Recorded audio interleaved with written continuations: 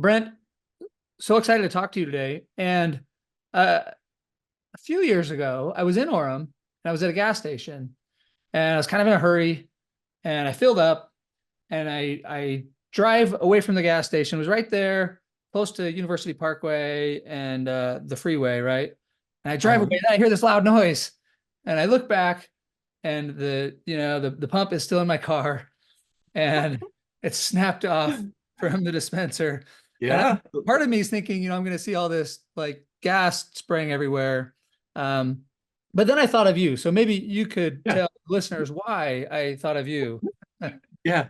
So that actually is kind of how I introduce myself.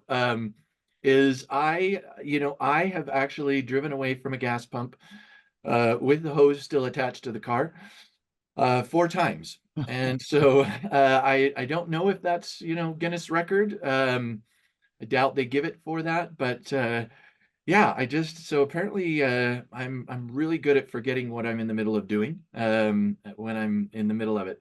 But yeah, one of the times, one of the first times, that was when I learned that they do have that little breakaway valve that when it pulls off, it actually makes it so it doesn't destroy the whole pump. They're able to just kind of click it back in, and it actually does more damage to your car than it does to that. But yeah, it's always a little embarrassing. One of the times the highway patrolman was fueling up on the other side of the island, and so I got a field sobriety test. Apparently that happening, they feel like is grounds for just checking to make sure. He's like, I just need to check. I was like 100% understand. I'm not even upset about that because this isn't exactly something that happens every day to most people. But yeah, so now I ride a bike everywhere and it works great. Don't have to worry about the gas tank. But if I ever, every time we go on trips and I remember to put the gas hose back and I'm like, man, nailed it. That's a And I'm victory. having a good Yeah. day, like just set that bar low, and and then you have a good time. So yeah, I've forgotten that. The canister at the bank is another problem, like Uh, I get away with that thing often enough that there's a note on my account about it. Apparently we had somebody in the class who actually worked at the bank. And anyway, I saw him and they were the teller. And then he started laughing, and I was like, what? He's like, oh, I'll tell you in class. And in class, he was like, well, I couldn't say it there, but, he was like, there's actually a note that says, remind him to give the canister back. That's on my account at the bank. Because I guess once you hit double digits, you get that. So, oh my gosh. yeah. So just, I don't know, easily distracted. My mom jokes I'm what happens when you don't medicate. So, that's, I'm like, yeah, that's probably true. Well, So I this don't is this feel is so well. good. So good coming from you, given your role as an educator and uh, having played the role in my life of probably the most important person who helped me get into Stanford Law School. And Stanford Law School led to a PhD, which led to a postdoc, which led to a job as a professor. Now, had I not gotten into Stanford, I don't think any of that happens. And so you would think that somebody who is so good at teaching so many people on how to thrive on these academic tests of some sort of intelligence may be able to, have a good enough short-term memory to, put the pump back, put the canister back. But Yeah, that's what's so great about you. yeah, some things. Now was it, if I remember right, there was a guy who studied with you. Was his name Danny? What Yes, was Danny his name? Hatch. Yeah, I was like, and because I remember both of you had that horrible practice test, like right before, like where you both just bombed that practice test. And then you come back, it was 2 weeks Yeah, later, it was like two you weeks both later. Yeah. kill it.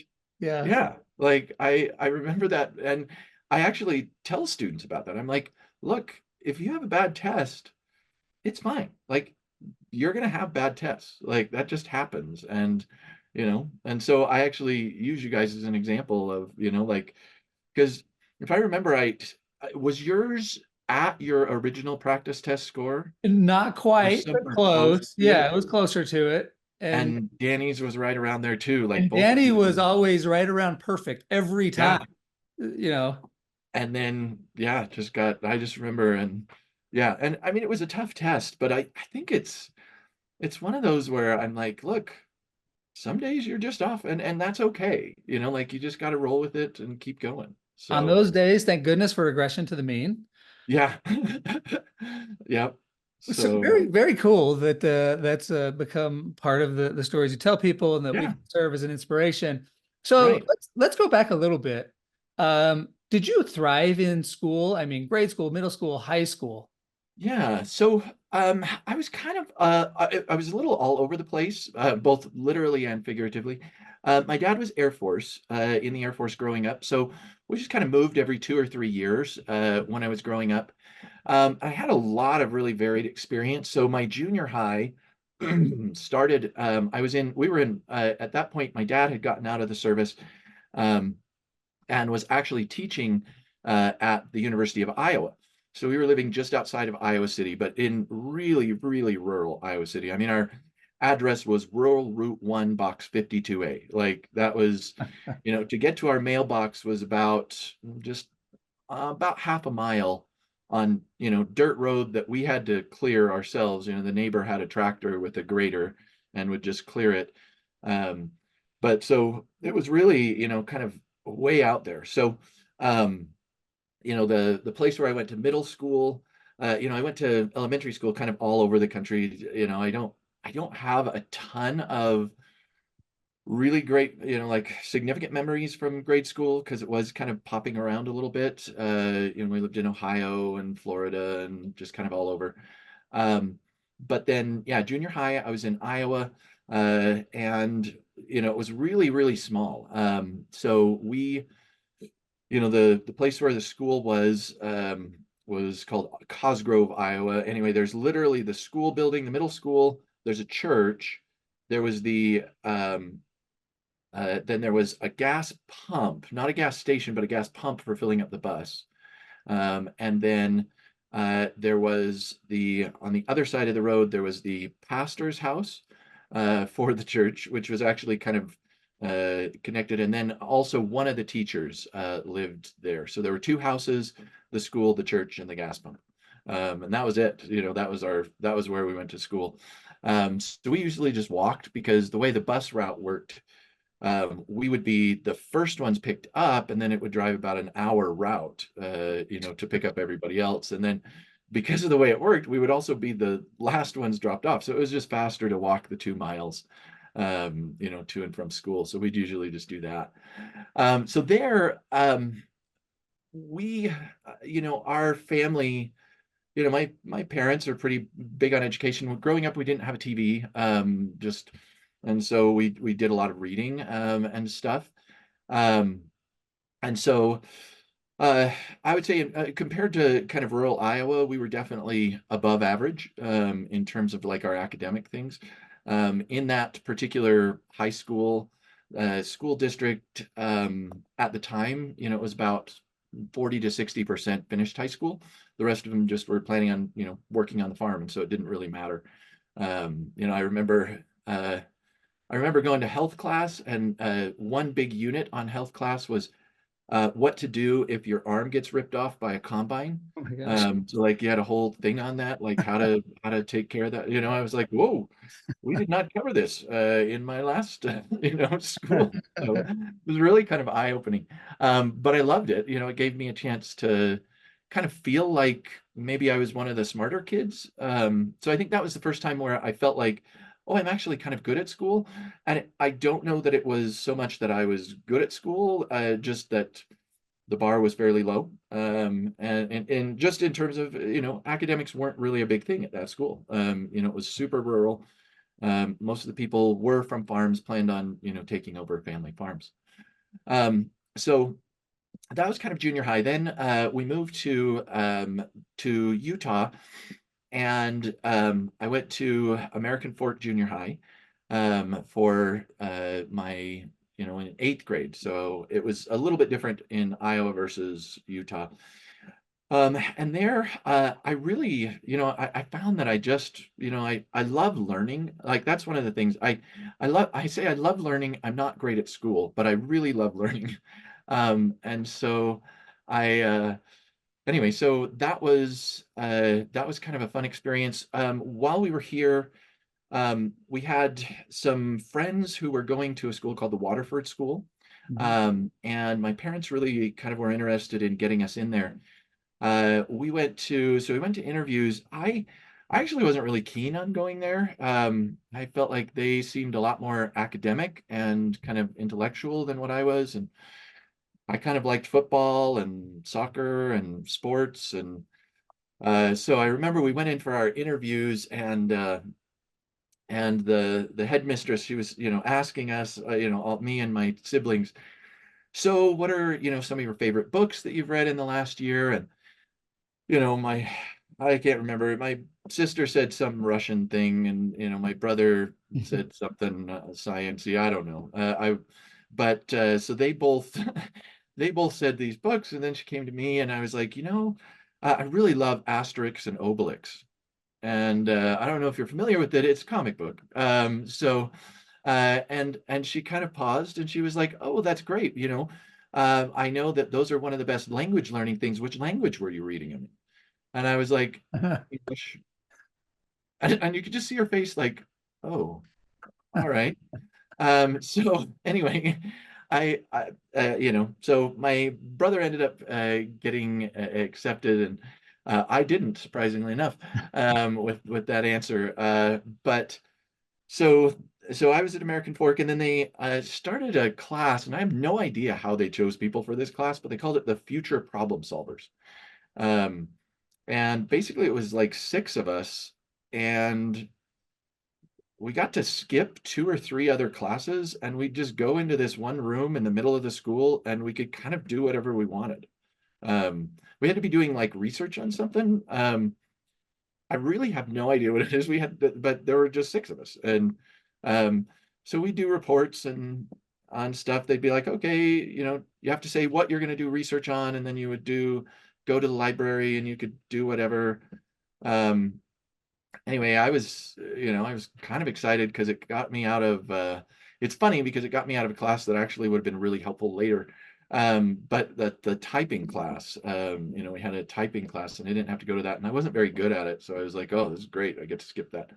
Um, so that was kind of like really kind of a good exploratory thing. And then halfway through the school year, me and one of the other people in the class got invited to go to Waterford after all. So she Wow. was one of the other people, and so the two of us ended up leaving the class, and apparently they ended up discontinuing it kind of after we left because there were only four, I guess, and they had planned it for six. But so then I went to Waterford, and once again felt this was where I really started to feel out of my league, as far as like intellectually, because there were some just crazy bright people. I mean, people with like ridiculous, intellectual skills.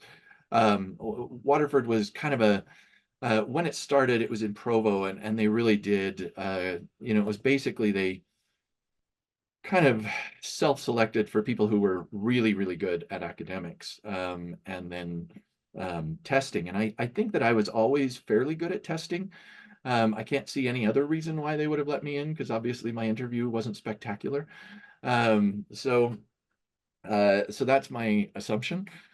Um, so that was when I really kind of got into kind of an environment where suddenly academics was like the cool thing. Like that was kind of what people did was, but it was a special kind. There was a special kind of approach to academics that it was very much gamified. I mean, people, really kind of made it fun. And so for the first time, I really saw that, wait a minute, this is, academics can be play as well. Like it doesn't have to be all boring and serious. Every year, this was back, way before the internet. So you had to go do research. And there was kind of this, competition among students to kind of put in the weirdest reference, like use the weirdest book as a reference, that was made up. So you'd make up a book and then use it as a reference, because of course, there was no way the professor was gonna or the teacher was gonna go check every single book, before you could do that online. They're not going down to going over to the BYU library and checking all the books. It's just not realistic. So anyway, as we were doing it, I really liked the band New Order. And so our class was East Asian history. And so I ended up just switching around the letters to make it, just spelled New Order backwards, and gave the author of the book as Red Row Wen, which, I was like, oh, that could be an East Asian scholar. And then just had the title of the book be one of their songs, and then and literally just included all of the other data just straight from the album. And people would do stuff like that. I mean, it was just really very playful. And as long as you were doing your work and really getting, like, as long as you were doing the academics, they gave you a lot of leeway to experiment with stuff. And it was just awesome. So I really loved that. I still I sometimes I think my playfulness was appreciated and sometimes not as much. We had a chemistry teacher who was new, and was actually just doing her student teaching, and I ended up getting invited never to come back to her class about 3 weeks in, and it was deserved. It wasn't her. It was totally me, and um, but And of course, what did you do to deserve that? yeah. So we just, I mean, so she had this thing where she was like, if you're chewing gum, we're gonna make you um, spit out your gum and eat a prune. Like, she had this jar of prunes, and a lot of us were kind of like, who cares? Like, we're, like, who cares about gum? Like, why should you? And a lot of other teachers just didn't care, but she was new and things. And so anyway, we kept stealing her jar of prunes, and just replacing the prunes with all sorts of random things. And anyway, one of the times we stole the jar of prunes and then replaced them with all of the eyes that we were going to be dissecting for biology class. And she didn't think that was super funny, and we thought it was pretty clever. But anyway, she didn't think that was clever. But then the specific triggering event was, we were supposed to be doing just hydrochloric acid and aluminum chips, just to kind of measure, okay, this is how much hydrogen is produced. And anyway, I took a set of beakers, one of the little things, and there's 12, hold 12 of them, and just took the stoppers and just put them in, and then just jammed the stoppers in pretty hard. And then I tilted it so it was kind of angled towards the classroom, or towards the board where she was. Now I did that underneath the person next to me's chair, because I'm not dumb, and he was someone where he would never have done that. Like, it wasn't like that sneaky. It's actually interesting. So he's one of those people who is just out there smart. Um, he when we were studying for the LSAT, he made the comment. He was like, I really wish I had published more as a freshman. And I was like, at this point, I'm a senior, and I'm like, I should probably publish something. That would be a good idea. And note the wording, like, you didn't say, I wish I'd published as a freshman. I wish I'd More. published Yes. more as a freshman. Anyway, so one of those people who's just, anyway, out there. But anyway, so put that, and eventually the pressure builds up, and these stoppers start shooting towards the board. And anyway, one of them hit her, and she was not pleased. And so that kind of was the straw that broke the camel's back. So she marched me down to the principal's office, or the headmistress's office, and she was quite upset at this point. She'd had enough, and she was like, I don't want him in my class anymore. And I was like, that's fine.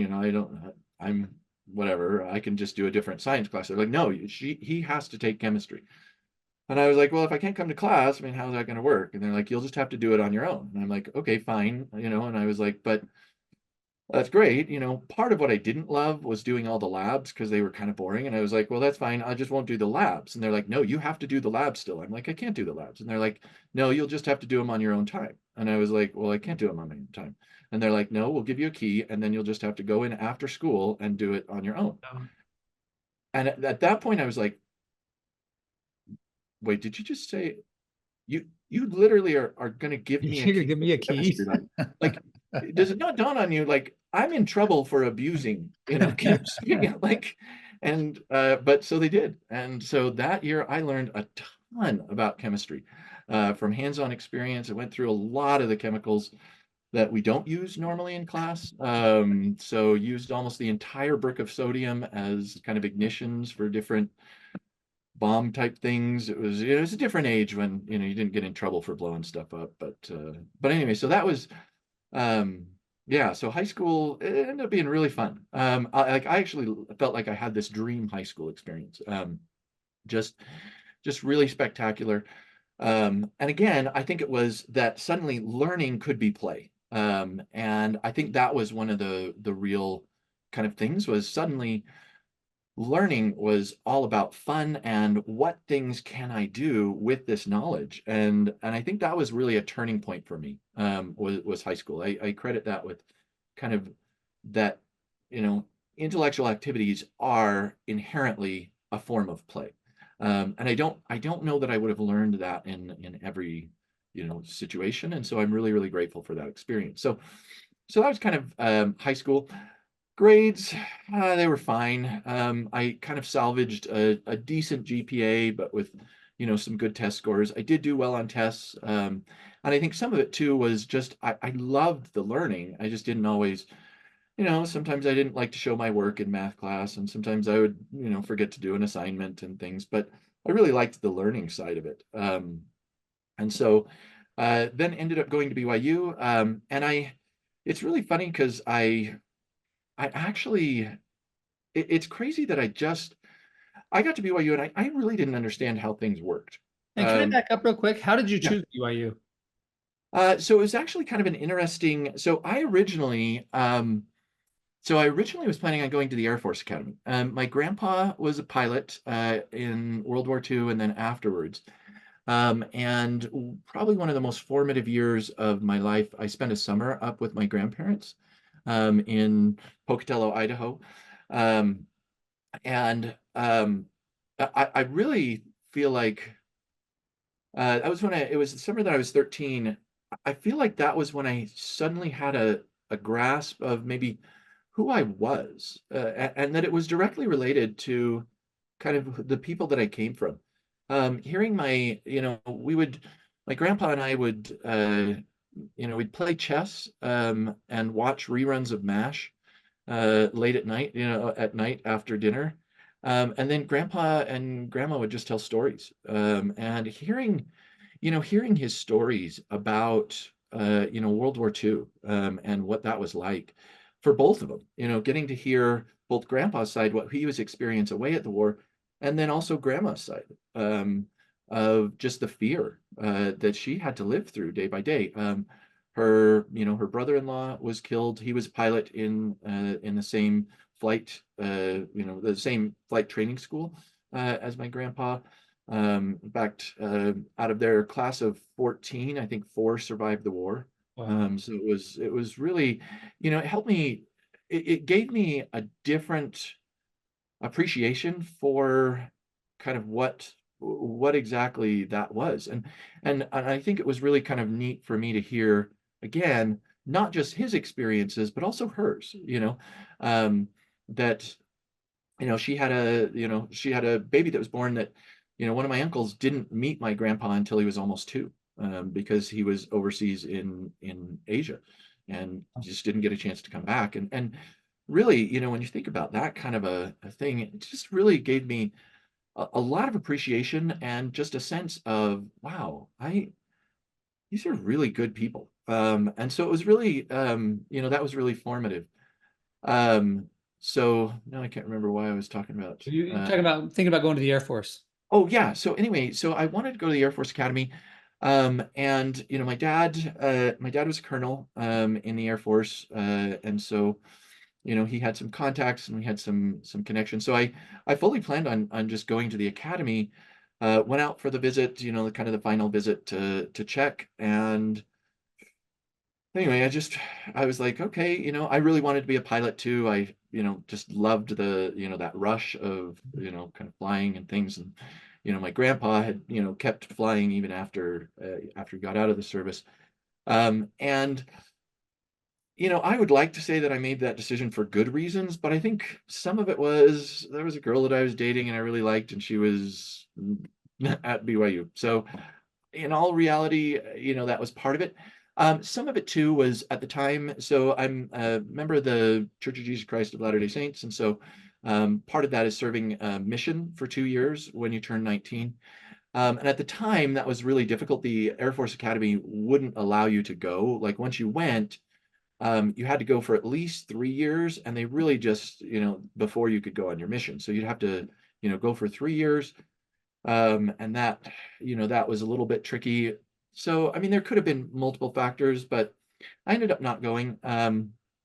In all reality, I think looking back, it might be a good thing, if you've noticed from some of the stories, I may not do super well with authority. And people saying, you should just do this because, but I maybe didn't recognize that at the time. As it is, like I think it worked out. I think I would have found enjoyment. I think it would have been just a different, it would have been a different path. Not necessarily, it's not like I feel like, oh, this is what I had to do. But I certainly wouldn't have ended up teaching LSAT. And so, but so anyway, that was kind of my decision to go to BYU. But yeah, I actually really did not understand how everything worked in terms of school, like how the whole college major system worked. So I went, my first semester, just had, I'd taken a bunch of AP tests and, some language placement exams because I'd gone and been an exchange student in Germany for a while.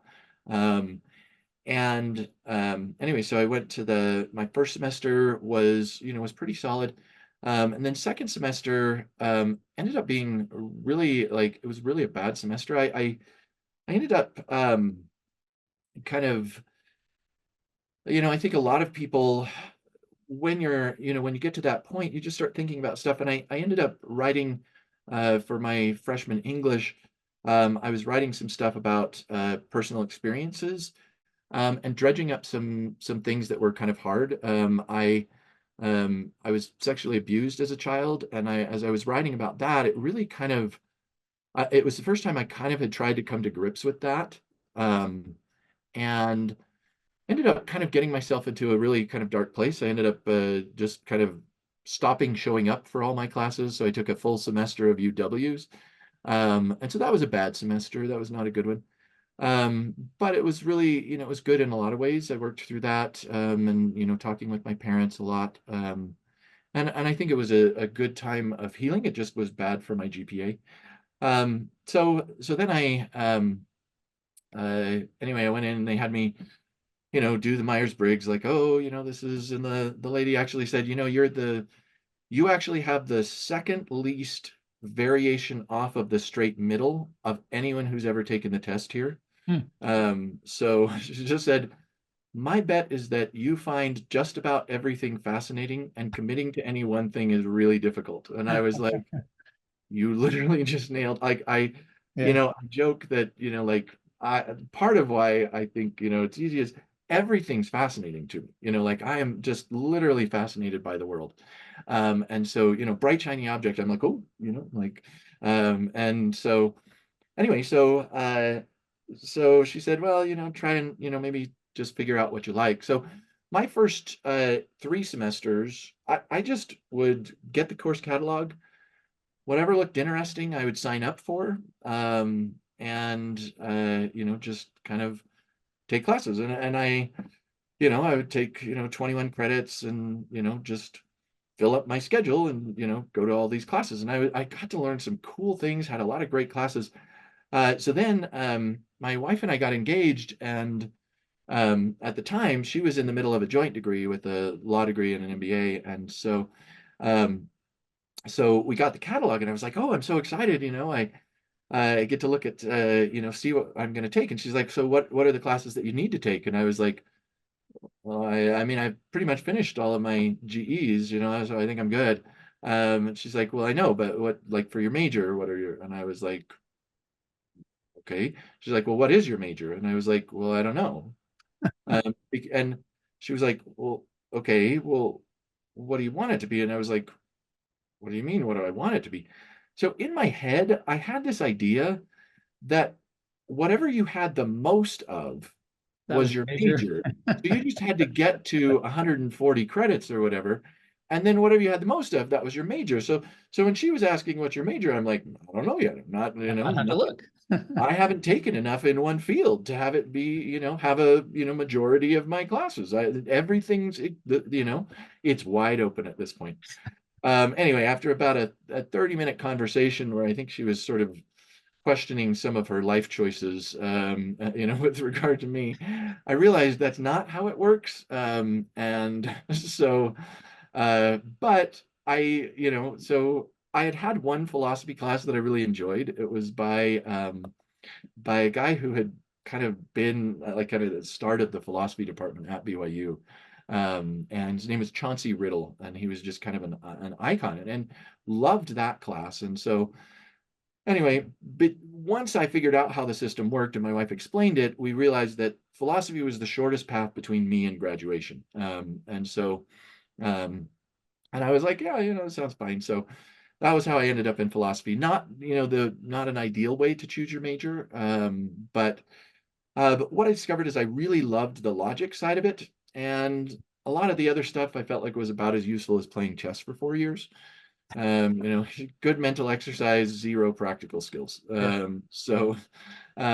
But I did really love the logic part. That was what really kind of, I was like, oh, I love this. And so I ended up taking the logic classes. Then I was a TA for the logic classes. And then I was a tutor. I actually was a tutor for the football team for Okay. the logic classes. Because I don't know if you remember, but at the time, if you took the two logic classes, that filled your math requirement. And so they actually would suggest to a lot of the, people who might not have been great at math, that they should, take the logic classes. So there were a lot of them. And so I was a tutor for the football team for logic for 3 years. So anyway, just loved it. And I realized I really, that's kind of where I was like, I kind of am pretty good at explaining things in ways that people understand, like, because the concepts of logic can be a little tricky, but what I realized is I think I understand things on maybe a lower level than a lot of like my peers who are really, really good academically. And so I could kind of explain that on a level that maybe made sense. And um, so so anyway, that was kind of my, how I ended up in philosophy. To be honest, I hated a lot of my philosophy classes. I feel bad saying that, but I just really didn't like a lot of them. A lot of the continental philosophers, and I just was like, I feel like you're just making stuff up. I would refer to it as the emperor's new ideas. It's like you just made something up, and nobody is calling you out on this being stupid. And so, like everybody's too, they're like, oh no, yeah, that's definitely a That's brilliant idea. interesting. Wow, how interesting. Yeah. So anyway, so that's how I ended up. I actually would sit in philosophy classes and do like theoretical math stuff because that was more interesting. And so anyway, that was kind of my journey to all of that. And then Can I just say something or ask you another question? Backing up a little bit, I'm curious how you met your wife and what that was oh like. yeah, so this is yeah, it's kind of a funny story. So my mission for my church was in Finland. And so which was again super awesome when it's a situation where you don't get to pick where you go. You just say, I'm willing to go, and then you get a letter and it says this is where you're going. And people always say, well, where do you want to go? And before I was like, I just want to go someplace cold and with a weird language that I would never learn any other way. I really love languages. I'd done German. Studied Spanish in junior high, German in high school, and then in college took an intensive French, year. So I was like, oh, I just want a language. And I kind of was like, hey, this is awesome. This is 2 years where I basically am going to come away from this with a free language, like I'll speak a language really well without, like without having to take a bunch of classes, because as I mentioned, I don't always love classes, but I was like, oh, I love languages. So I was thrilled. And so my wife actually served her mission in Finland as well. She was there before I was. And so we met actually through a mutual friend who also had served in Finland. And it was really it's kind of a crazy story. And this is the one thing where I'm like, yeah, don't follow this example because this is a little, not the optimal thing, but I guess we're almost 30 years in, so I guess it worked out fine.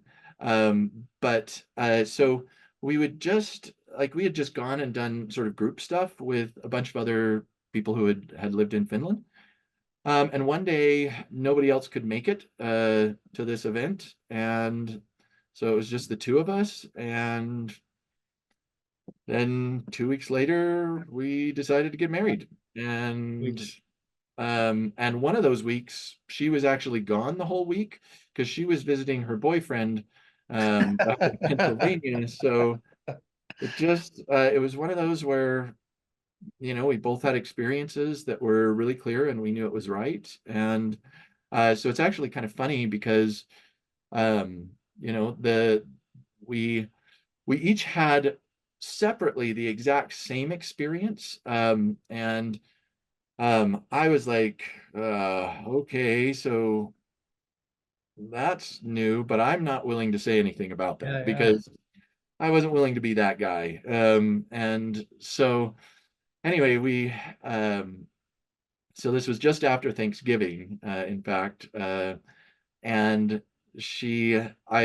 had picked her up from the airport and was giving her a ride home.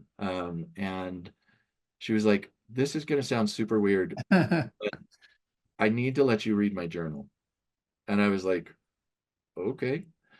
So I start reading her journal and start reading it. And it's like, literally had the exact same experience that I had had, like every down to the detail. And anyway, she kind of she's let me know that this is not the best way to express this sentiment. So I had read it and I kind of paused and I said, "Oh, I think we're in trouble."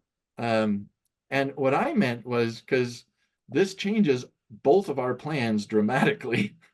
But what she thought I meant was I don't feel the same way. Yeah, yeah. And I said, oh, because I had the same experience, and I think we both know what that means, And she was like, yeah, and I was like, yeah, I think we're gonna get married. And she was like, yeah. And I remember I said, well, I mean, I think when people do this, usually that like they'll say like I love you, but I don't know that we're there yet. My gosh. But I'm sure we'll get there, I guess. Um, so it was just kind of a funny. But we just kind of pushed forward with it and got officially engaged actually on December 13th. So we celebrated every year and kind of go back and kind of recreate that moment and stuff. And um, but yeah, so again, yeah, not typical, but we felt like it was the right thing and just kind of dove in. And I'm obviously, not one of those that overthinks things. I'll dive in and just try stuff.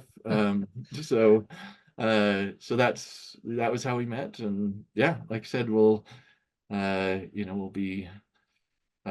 celebrate, 30 years coming up here.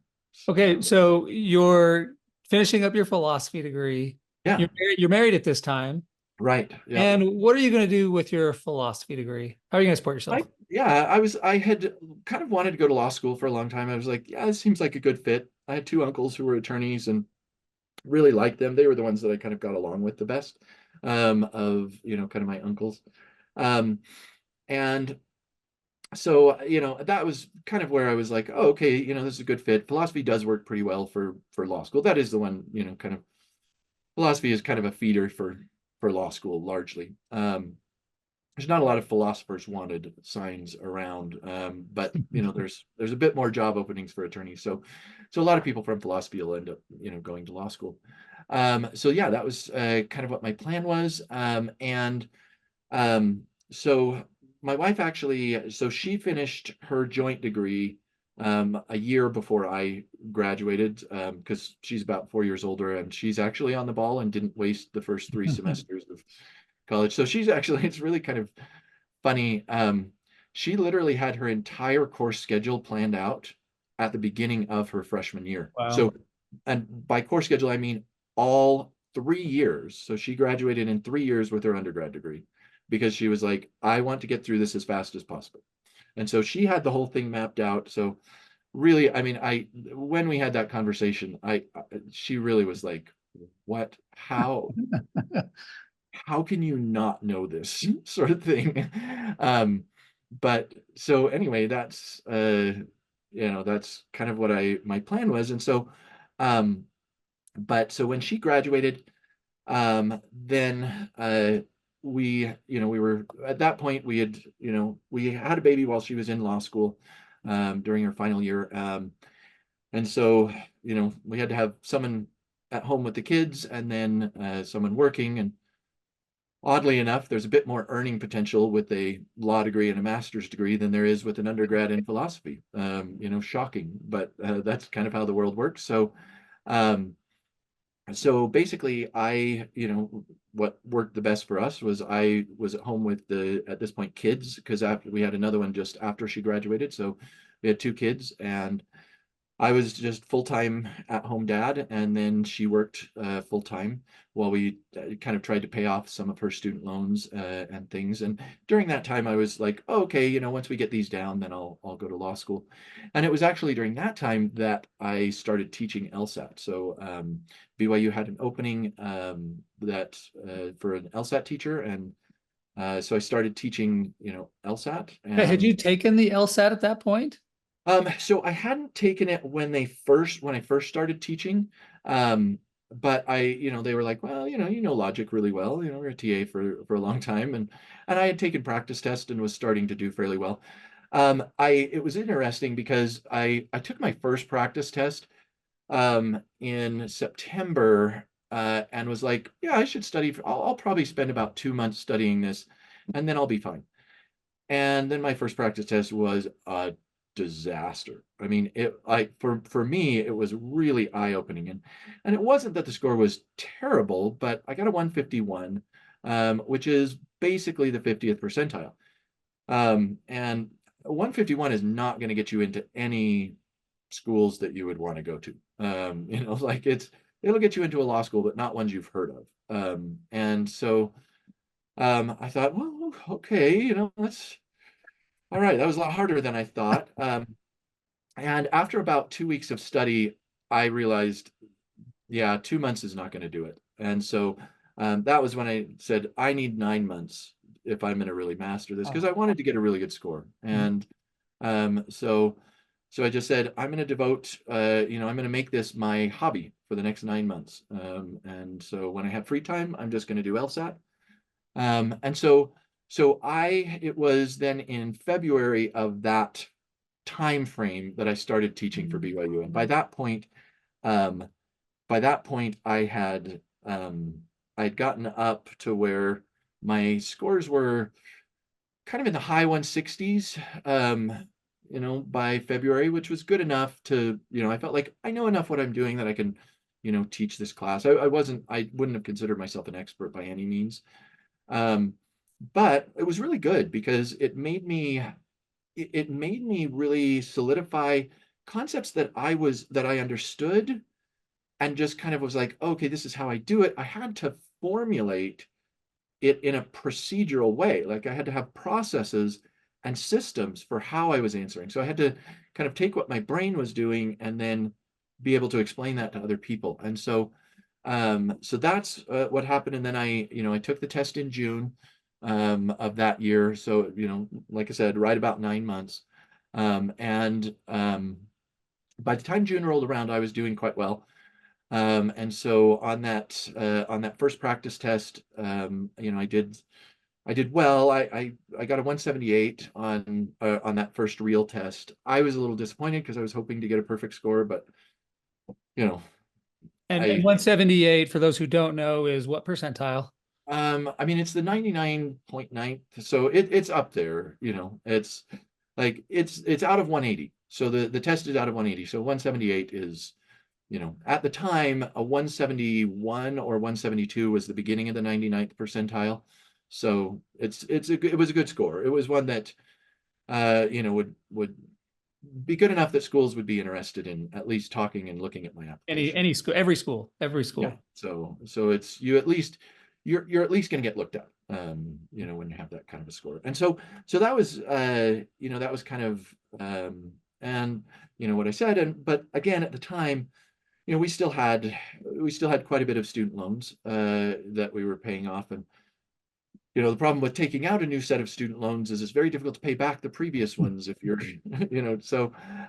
so we said, well, let's kind of do this for a couple of years. And anyway, after it was in my second year of teaching for BYU that there were some things about the class that I was like, I feel like this would be better if we switched some of these things. There were some just little changes that I wanted to make to kind of adjust. And BYU, I think, like a lot of institutions, is fairly bureaucratic. And I think that's true of universities in general. So anyway, they in response to my suggestions, they were like, well, we'll do a study. And so they have somebody do a study on these things. After about the third suggestion, they were like, we really don't want to change anything about this. So if you want to teach a class on your own, that's great. But we're really not going to change anything. And so I was like, oh, okay. I hadn't thought about teaching a class on my own. So I said, well, okay, I want to try it. And so we taught that first class. There were, 3 students. We did it in the conference room at the firm where my wife was working.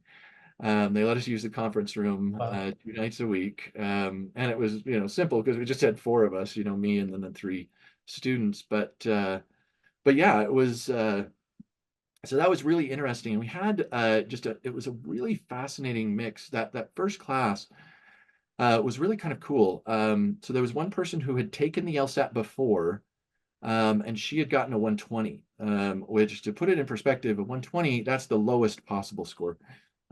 It's about 7 questions worse than guessing. Like, she literally could have just picked C and would have done better. And so there was a lot of like, she just really felt dumb. Like, she knew that was the case. She was like, look, I'm not smart. Um, and so we had her, and then we had a guy who was kind of in the same kind of range. He started at like a 148, and so just kind of normal. And then we had a girl who was really sharp. She was first generation college student. She actually worked full time. She had a full scholarship because she'd done well in high school, but she worked full time to send money home to her family while she was in college. And just really, really cool. Anyway, Sonia Jimenez was her name. And so it was really interesting because she actually started, kind of in the, high 150s. So her starting score was really quite good, and so it was really a fascinating class to have, those kind of really different Yeah. levels, and trying to teach to all of that. And because it was my first class, there was like I felt a special kind of connection and, responsibility to really help them. And it turned out really well. All of them ended up improving their score a lot. Sonia ended up getting a scholarship with a stipend that allowed her to continue sending money home to her family. She ended up in the mid 170s. The girl who had gotten a 120 ended up at a 153, which was really, for her, felt great. She got into the school that she wanted to. She went down to UNLV. And anyway, and then the guy got a score. He just wanted to go to BYU, and he got a score in the mid 160s and went off to there. So all 3 of them kind of were able to work out. And so it was really kind of encouraging. So anyway, I was like, oh, okay. It was funny. One night I was driving home, and my wife said, and I said to my wife, I was like, man, wouldn't it be cool if I could just teach LSAT for a job? And she laughed, and she was like, yeah, that would be hilarious. And anyway, so, a few years later, so I kept teaching the class. The next time I offered it, we had 9 students, and then it increased to 17. And then before too long, all of my time teaching was taken up by teaching, my own classes, and I didn't have time to teach for the university anymore. And so, kind of that was kind of how, the business started. So I didn't set out, I'm not an entrepreneur like in that sense. I'm horrible at the business side of things, to be honest. And but I really love teaching, and like it's just there's something really magical, and it goes back to some of the concepts that are in the book about seeing growth in ways that like the difference between 161 and a score in the high 170s. It completely changes the trajectory of people's lives. And or the difference between a 120 and a 153. That's a complete change. And so getting to see the way that this one test can change kind of people's long-term outcomes is really neat. Like, and it's super fun to get to see that. And so I've really realized that, it's just a good thing.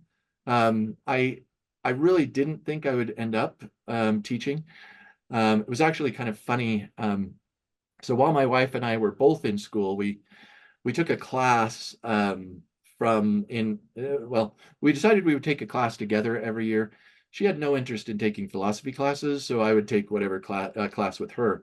And we ended up taking the ethics class, the MBA ethics class, and the teacher he had done an undergrad in philosophy and just loved philosophy. So we would end up talking, and we got to be fairly good friends over the length of the course. We would go over to his house and have dinner, a couple of times. So our final paper was write about what your daimon or your calling in life is. And I spent a lot of time thinking about it and used a bunch of this. And I wrote this paper that I felt really good about, that I wrote this paper that my calling is to be, and this was my phrase, the actualizer of potential fun. So basically to find situations where people aren't having fun and should be, and make it so that things that aren't normally fun are fun. And going back, part of that was my educational experience. That's what Waterford really did for me, was say, look, education is fun. Like, learning is fun. And when I was living in Finland, just found ways to have lots of fun. We were on ice all the time in the winter because, well, it's Finland, and we were riding bikes. And if you're riding bikes on ice, you're gonna crash. Like, it's not an if, it's a when. Like, you just crash fairly regularly. And so anyway, I was like, we got to make it so that crashing doesn't feel as bad. And so I ordered a bunch of stickers, had somebody send them to me. And every time you'd crash, we'd put a sticker on our bike helmet, kind of like, a lot of football teams, when you make a good play, you get the stickers. So we just put stickers on our helmet for each time we crashed. And so each time you crash, you'd be like, nice, you get a sticker for your helmet. And, you kind of tell who had crashed a lot. And it just made it so that when you crashed, it was kind of fun. And we started carrying a little disposable camera, and anytime you'd crash, you'd take a picture of it. And so, you had this log of this, and you were still crashing, and you were still on ice, and it was still cold and stuff, but it just made it a little more fun. And so, anyway, that's what I wrote my paper about. And he wrote back, and he, his comments, he said, B plus, and I was like, what? And he's like, it's well written, it's entertaining, but you missed it. Your calling is to be a teacher.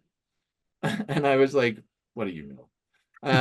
And I was like, that's not true. I'm not going to be a teacher. I'm going to go be a lawyer.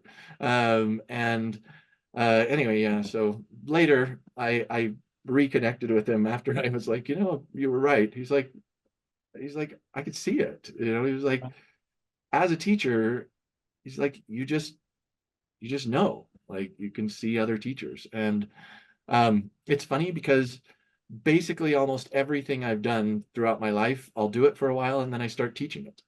So it's just kind of, I love getting to spread the things that I love, with other people. So You know, my two most recent ones during COVID, like I said, I cycle a lot. During COVID, I wasn't biking to and from work all the time, and so I started, well, I guess it was a little before COVID, but I started taking spin classes, you know, the cycle classes at the gym, just to get in some extra miles and stuff. And I was the first time I went, I was like, why have I not been doing this my whole life? Like, this is awesome. This is a dance party on bikes. Like, this is absolutely awesome. So I started going to spin every day. And then after a while, you know, there's one teacher who's really good, and she every once in a while is gone, and she has this group of people that come to her class, who um, are very used to things being exactly the way that they like. We'll just say that. And so there was a substitute teacher who wasn't doing things the way that they wanted. And about half of them walked out of the spin class, Oh, like wow. in the middle of class. I was like, wait a minute, we're grown-ups. You know, that's not what we do. But anyway, so the next day they were like, this is stupid. You should just teach. And I was like, well, you know, I have a real job. And they're like, no, you should just, you're here anyway. You should just teach. So I was like, okay, whatever. Um, but so then as I was walking out, you know, fitness team lead was like, so I heard you're going to start teaching cycling. And I was like, well, that's not how that conversation went, but I could understand that they would see that. Um, and so anyway, I was like, she was like, it's really easy. She was like, if you're willing to just sub when this teacher is gone, that will make my life a lot easier. We'll pay for the certification. It's a, you know, 2-hour class online right now, because it was, by that point it was during COVID, so everything was online. And I was like, no, okay, sure. So now I teach spin classes. So Instructor. I teach spin, and then this year, for Father's Day, my kids got me a membership to a pottery studio. Um, with wheel, you know, throwing some pots on the Okay. wheel. And I had done that in high school. And I started going, I was like, man, I love this. I forgot how much I love this. And so after I spent my first month just doing basics, I didn't keep any pots. I was just like, I'm just going to work on the basics. That's all I'm doing, is I'm going to throw cylinders, cut them in half, check how it is, wedge the clay back, throw another cylinder. And I probably put in 50 or 60 hours just throwing cylinders, just over and over, just to kind of work on those basics. Um, you know, kind of like, you know, in the class, I talked about how, you know, Coach Rockwood, you know, really kind of taught me that basics are where it is. I may talk a little bit about that, you know, a little more, because um, she really is the best coach that I've ever encountered in any sport. But anyway, so after a while, you know, after about 2 months, you know, I was there quite often, and the owner was like, no, you're really pretty good at this. And we had talked, and he knew that I had some free time during the days. He's like, we have corporate events every once in a while. Would you be willing to maybe come help out with some of those? And so now I teach pottery classes every now and then, and just do that. So it's kind of one where I'm like, yeah, I just kind of, you know, kind of just I end up teaching most of the stuff that I enjoy, and it So make it have you so. thought about becoming a Twitch streamer? I've never. I actually am really tech poor. Like I'm not. I don't really keep up with any of that. Uh, but yeah, like all I know is that they do gaming. Well, yeah, But because I know you like some games, and so I wondered if yeah. you wanted to teach others, you know, Oh, how to yeah. play those games through Twitch or Well, some other online yeah. So the platform. problem is the one game that you know, the game that I like is it's a text-based game. And I'm not sure that anybody's really interested in watching Yeah. just basically black screen with green text. I mean, this tells you how old it is. It's not even like, you know, it's like black screen, green text, just scrolling super fast. Like it's so not like I, I mean, it would be cool, but I think if I got 3 viewers, I would be in shock. You know, because it's I think the only people who would view it are the other people who are playing the game in it with me, and there's only like 60 or 70 people who play it. Okay, well, something else then. Are you teaching people how to like be a volcano hunter? Is that something that you would want to teach So people about? so it's actually kind of funny. So the volcano thing, let me kind of explain that. So the first time that I had a chance to kind of see a volcano, so it was 2018, and I have a brother who struggles with depression and bipolar, and so in January that year, my parents were like, we want to take him on a trip that gets him some sunshine and some things. So we went out to Hawaii and we were doing a cruise.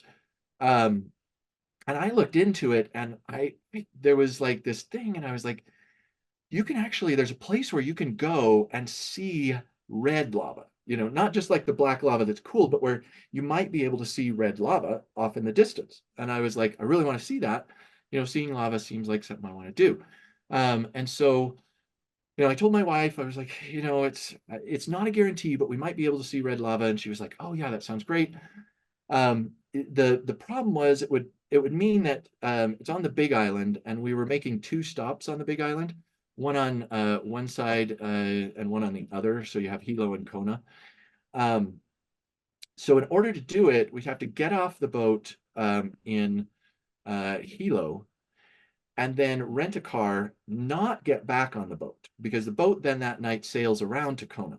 So instead of getting back on the boat, we would just try to hike out and see this lava overnight, and then drive all the way back around the island to meet the boat the next day. Um, and my wife was like, sure. I mean, like, she's kind of used to it at this point. I think, like, you just have weird ideas, but whatever. But she was like, no, she wanted to see lava too. So, we had my son with us. So we spent the whole day hiking in, Hawaii Volcanoes National Park, and then we drove to our place where we were staying. Well, the place where we were staying was just shipping containers that had been converted into a little house, because it was on top of where lava had completely wiped out the houses before. So people are like, well, I'm not going to build like this fancy house because it's probably going to get wiped out by lava again in 10 years. And so it was these shipping containers. It was nice, it was really great. But anyway, the guy said, I'd been, texting back and forth with the guy, and he said, yeah, like, there's no guarantee you're going to see it, but if you do it, you basically hike until you get inside, you pass this sign, and then you turn right, and you just kind of hike towards the mountain, and then you might see it. So really kind of vague directions. But so we start hiking, and we get past the sign, we turn off, and once you turn off, you're just on this rolling lava fields, and it's just crackly lava rock. It's the lava, which is the really spiky kind of porous stuff. Mhm. We've been hiking for a long time at this point. So my wife had like, she has a wrist tracker, and she was at about 45,000 steps for the day, so a pretty good chunk. We'd put in some good effort that day, and we see these people kind of hiking back towards us, and we were like, "Oh, did you see the lava?"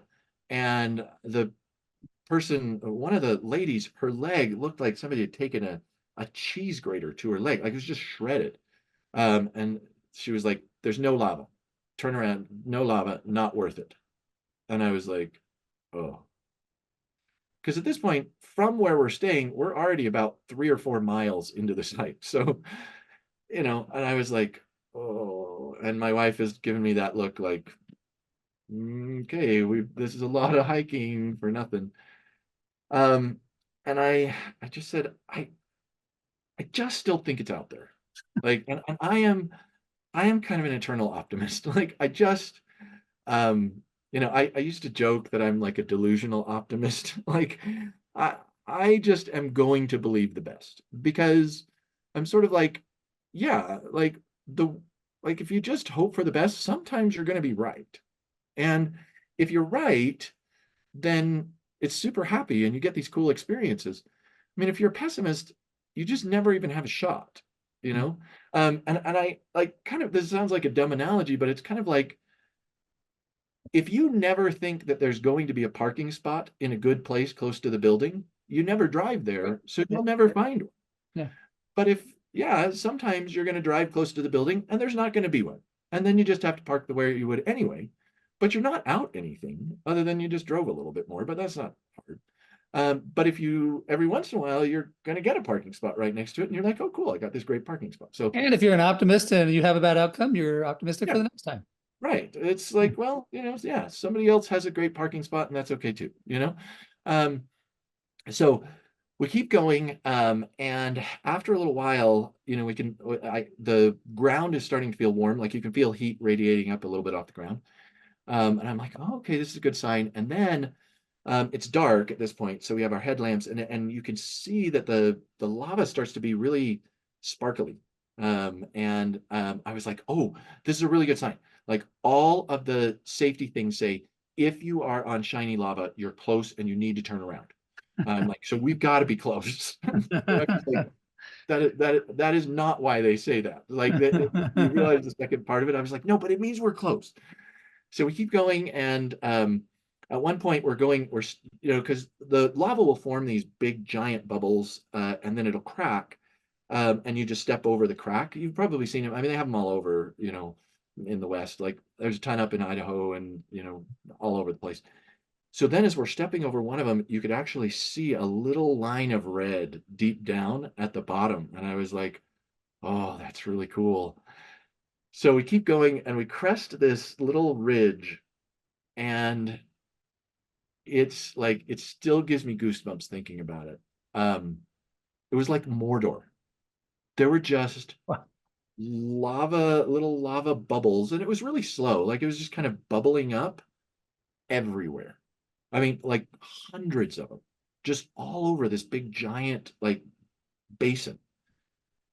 And we all were like, whoa, this is like real. And so we spent about 3 hours. You could walk right up to them.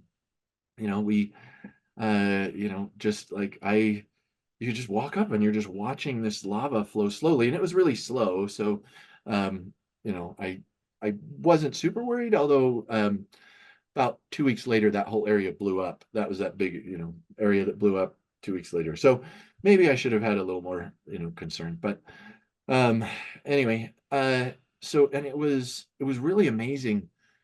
Um, there was this. It was surprising to me because obviously I'm like, oh, lava, like everybody plays the floor as lava, like Yeah. that's like a game.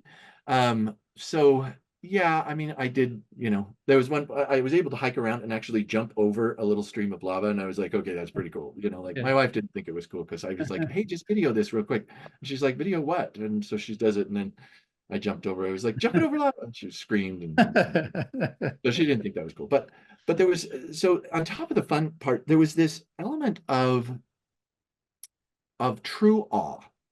Like it was one of those moments where I really felt deep awe, because I love rock, and hiking through like slot canyons in southern Utah and seeing just these beautiful rock formations, the mountains.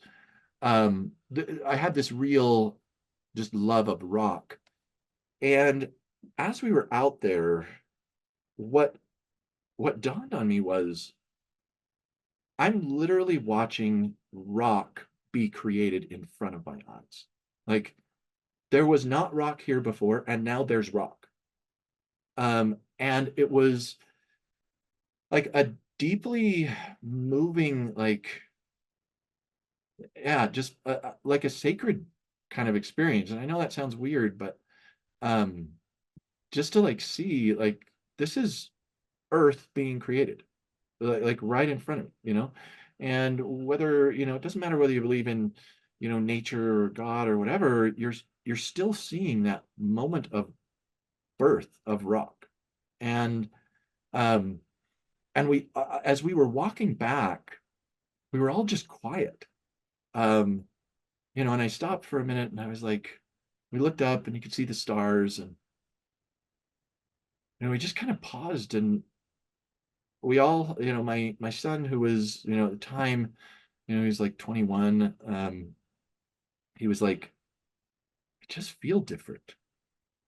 And I was like, yeah, like I've just seen something different. And it was really, so it was really powerful. And it was funny because when we finally, so then we spent the next day, we got like 4 hours of sleep and then drove all the way around the island to catch the boat the next day. Um, because we didn't get back until about 4 in the morning to our little Airbnb. But on the trip back, in the little tender boat, one of the guys was saying, "Oh yeah, 2 weeks ago we had to stay in Hilo because there was a water problem." He was like, and about 10 guys went out to see it. He was like, and actually he saw us get on and he was like, "Oh, okay." Like, and he actually said, did you guys go see lava? And I was like, yeah. He's like, you've got that look. He's like, everybody who came back had that look. And they all said the same thing, like, I'm different. Like I've seen lava. And it was, and that's kind of like it really was like this, like, I don't know. And just this sense of just the sheer power of it. And so so that was 2018. That summer was when I ended up taking my bike and biking around Iceland. And at the time, there weren't any volcanoes going in Iceland, but I just loved the country. I mean, it's just so beautiful. I mean, waterfalls. There are destination level waterfalls in most of the backyards of farms across the whole South Coast. Like literally things that, you know, people would drive hours and hours to see here. There's people's backyards, you know. And on the bike, you really got a chance to appreciate it. You get to see them for this long period of time. Um, but so then all the COVID stuff happened, and then in 2021, a volcano opened up in Iceland, and the ground split open, lava starts coming up. And as soon as that happened, I told my wife, I was like, I think we should go see this, and she was like, let's do it.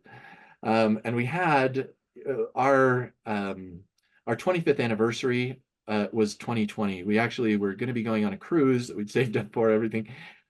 We were supposed to leave April 2nd, 2020, Oh yeah, yeah. and that didn't happen. So, but so we had some flight credits, and I was like, what if we just did this instead? And she was like, okay, fine, so we went over to Iceland, and I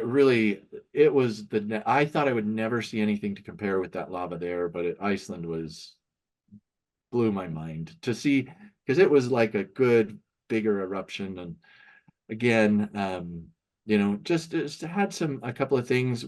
The the night that the night that we saw the most spectacular stuff, we'd been out there for about 2 hours just watching it flow, because it's still just beautiful. I mean, watching it flow, and again, it's just this magical thing. But it's cold. I mean, even in the summer, Iceland's 30, 40 degrees. Um, but we'd been out there for about 2 hours. My wife was starting to get cold. And she was like, "Ah, I kind of want to head back." So we start hiking back, and it's about an hour, hour and a half hike. So we hike up the mountain. So it was down in this valley. So you have to go up this mountain, across the top, and then down. So we're at the top of the mountain, kind of going across. And I just get this feeling like you need to stay. And, I paused for it and I was like, I know you're cold. And if you want to go back, I totally get that. I just feel like I need to stay. And she was like, I hate this, but I do too. So we go back and we go down to we had this little spot that we really liked where, that was the spot where I poked the lava, stick with the lava and stuff.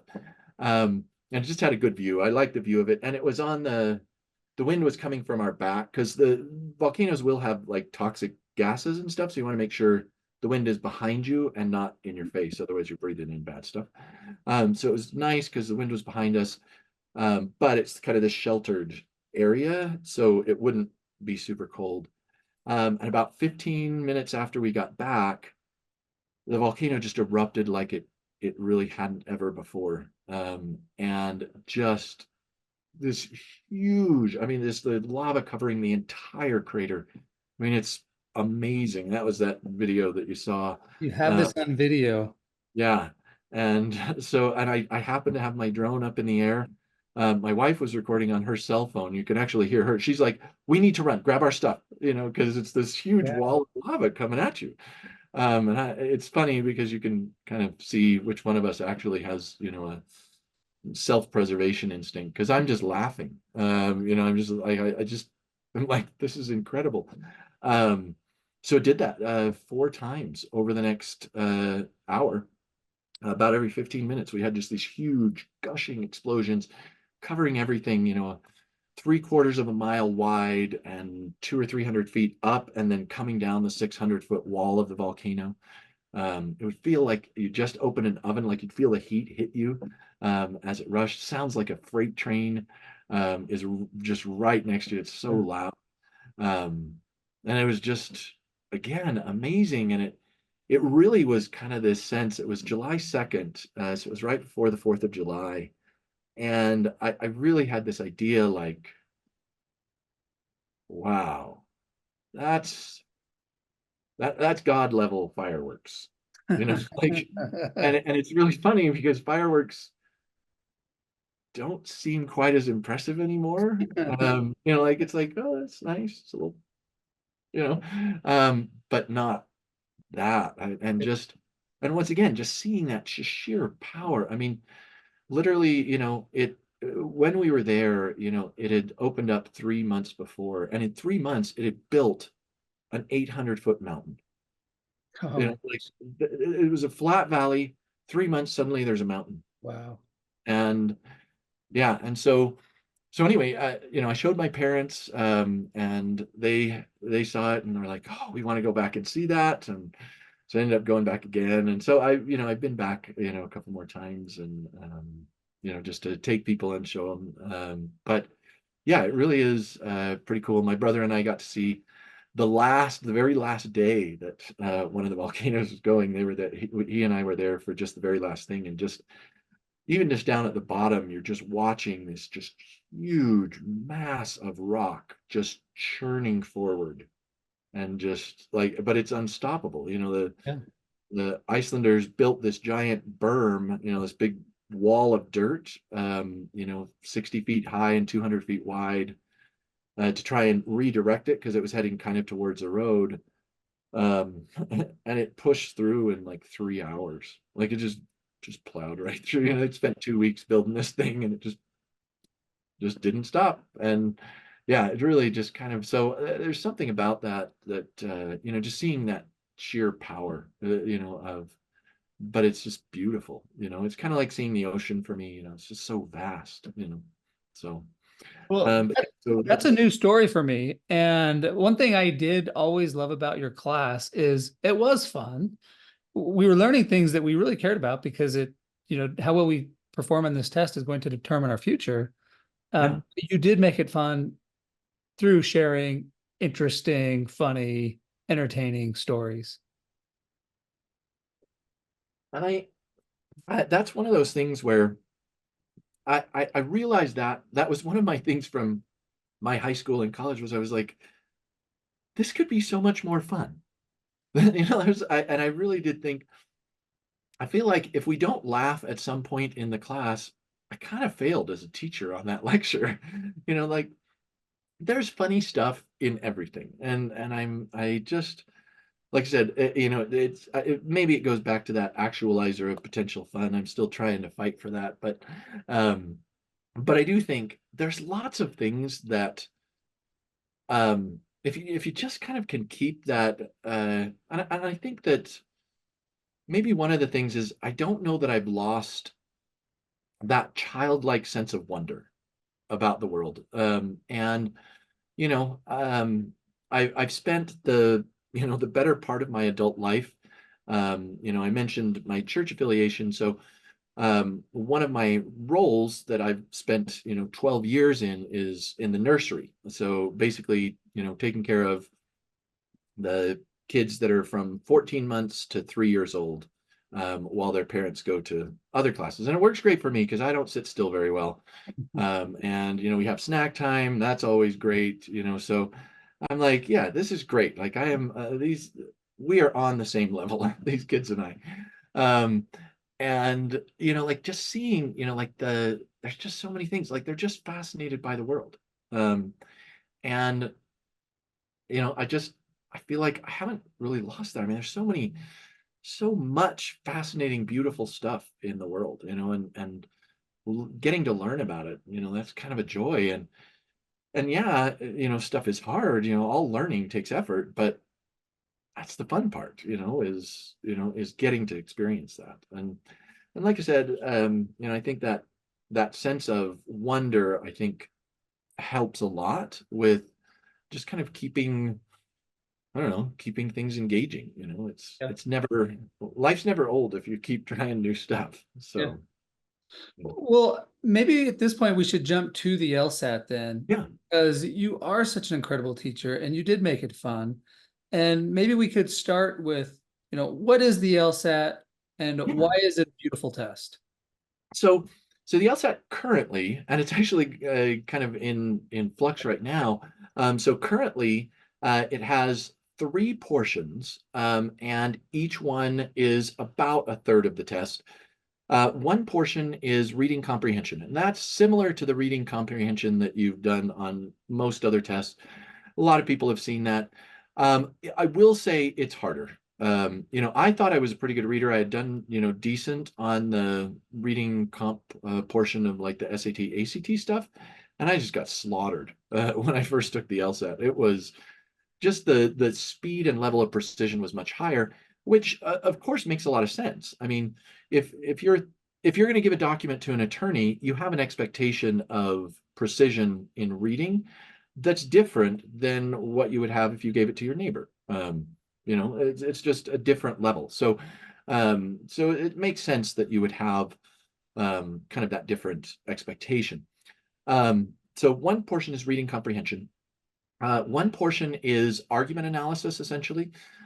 So they're shorter passages. They typically average about 6 or 7 single column lines. So the way the test is set up is 2 columns. So what it'll have now, it's all on the computer. So it'll have on the left-hand side, you'll see a prompt or a passage or whatever, and it's basically or average of 6 lines. Sometimes they're longer, sometimes they're shorter. That gives you statements, 3 or 4 sentences, and most of the time they're structured as an argument. So there will be evidence in support of some conclusion. And then on the right-hand side, you have a question about that. And so it's one passage, one question, whereas reading comp is a longer passage, about 60 lines, and then 6 or 7 questions. So one passage, one question. And those tests, can you find assumptions in the argument? Can you find flaws in the argument? Can you see what would strengthen that argument? Can you see what would weaken the argument? Can you even identify what the conclusion is? Can you identify similar arguments in terms of logical structure? So it really tests the skills of argumentation. And again, that makes a lot of sense why you would test that for law school, because well, you do a lot of that. So that's the second portion. Not all of them are argument based. Sometimes it's drawing valid deductions from information.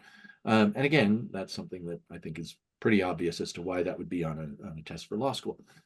And then the final portion that's currently there is called the analytical reasoning, and that's logic puzzles. So it's basically they will give you a set of variables that are governed by a series of rules, and then ask you questions about how those rules can interact with each other. And that's the part that I think is the most fun. It's also been it's the area that has been the most kind of egalitarian on the LSAT, because even students who are, like English as a second language or first generation college students, so where their vocabulary and reading skills maybe aren't, they just haven't had the same exposure to some of that language. That the games has always been the portion where they were able to kind of level the playing field, so to speak, because they're very learnable. You can learn how to do them well. And so that's been kind of a fun thing. It's neat to see, when you have people who, yeah, none of their parents, went to college, and so they don't have an academic vocabulary, so they struggle a little bit more on the reading type sections, but they're able to ace the game section because they're willing to put in the work. It's interesting. The LSAC has announced that they're going to be dropping that section Just from saw the that. test. Yes. Yeah. And it's interesting their reasoning why. So they got sued by two blind students who said that the games discriminate against blind students because they most people will diagram them, and obviously if you're blind you can't really draw diagrams and use those. And I think it's a 100% valid point. Like the games are going to be harder. We've only had two blind students in my history of doing the test, and yeah, the games are obviously really tricky there. So their response was to just drop the games altogether.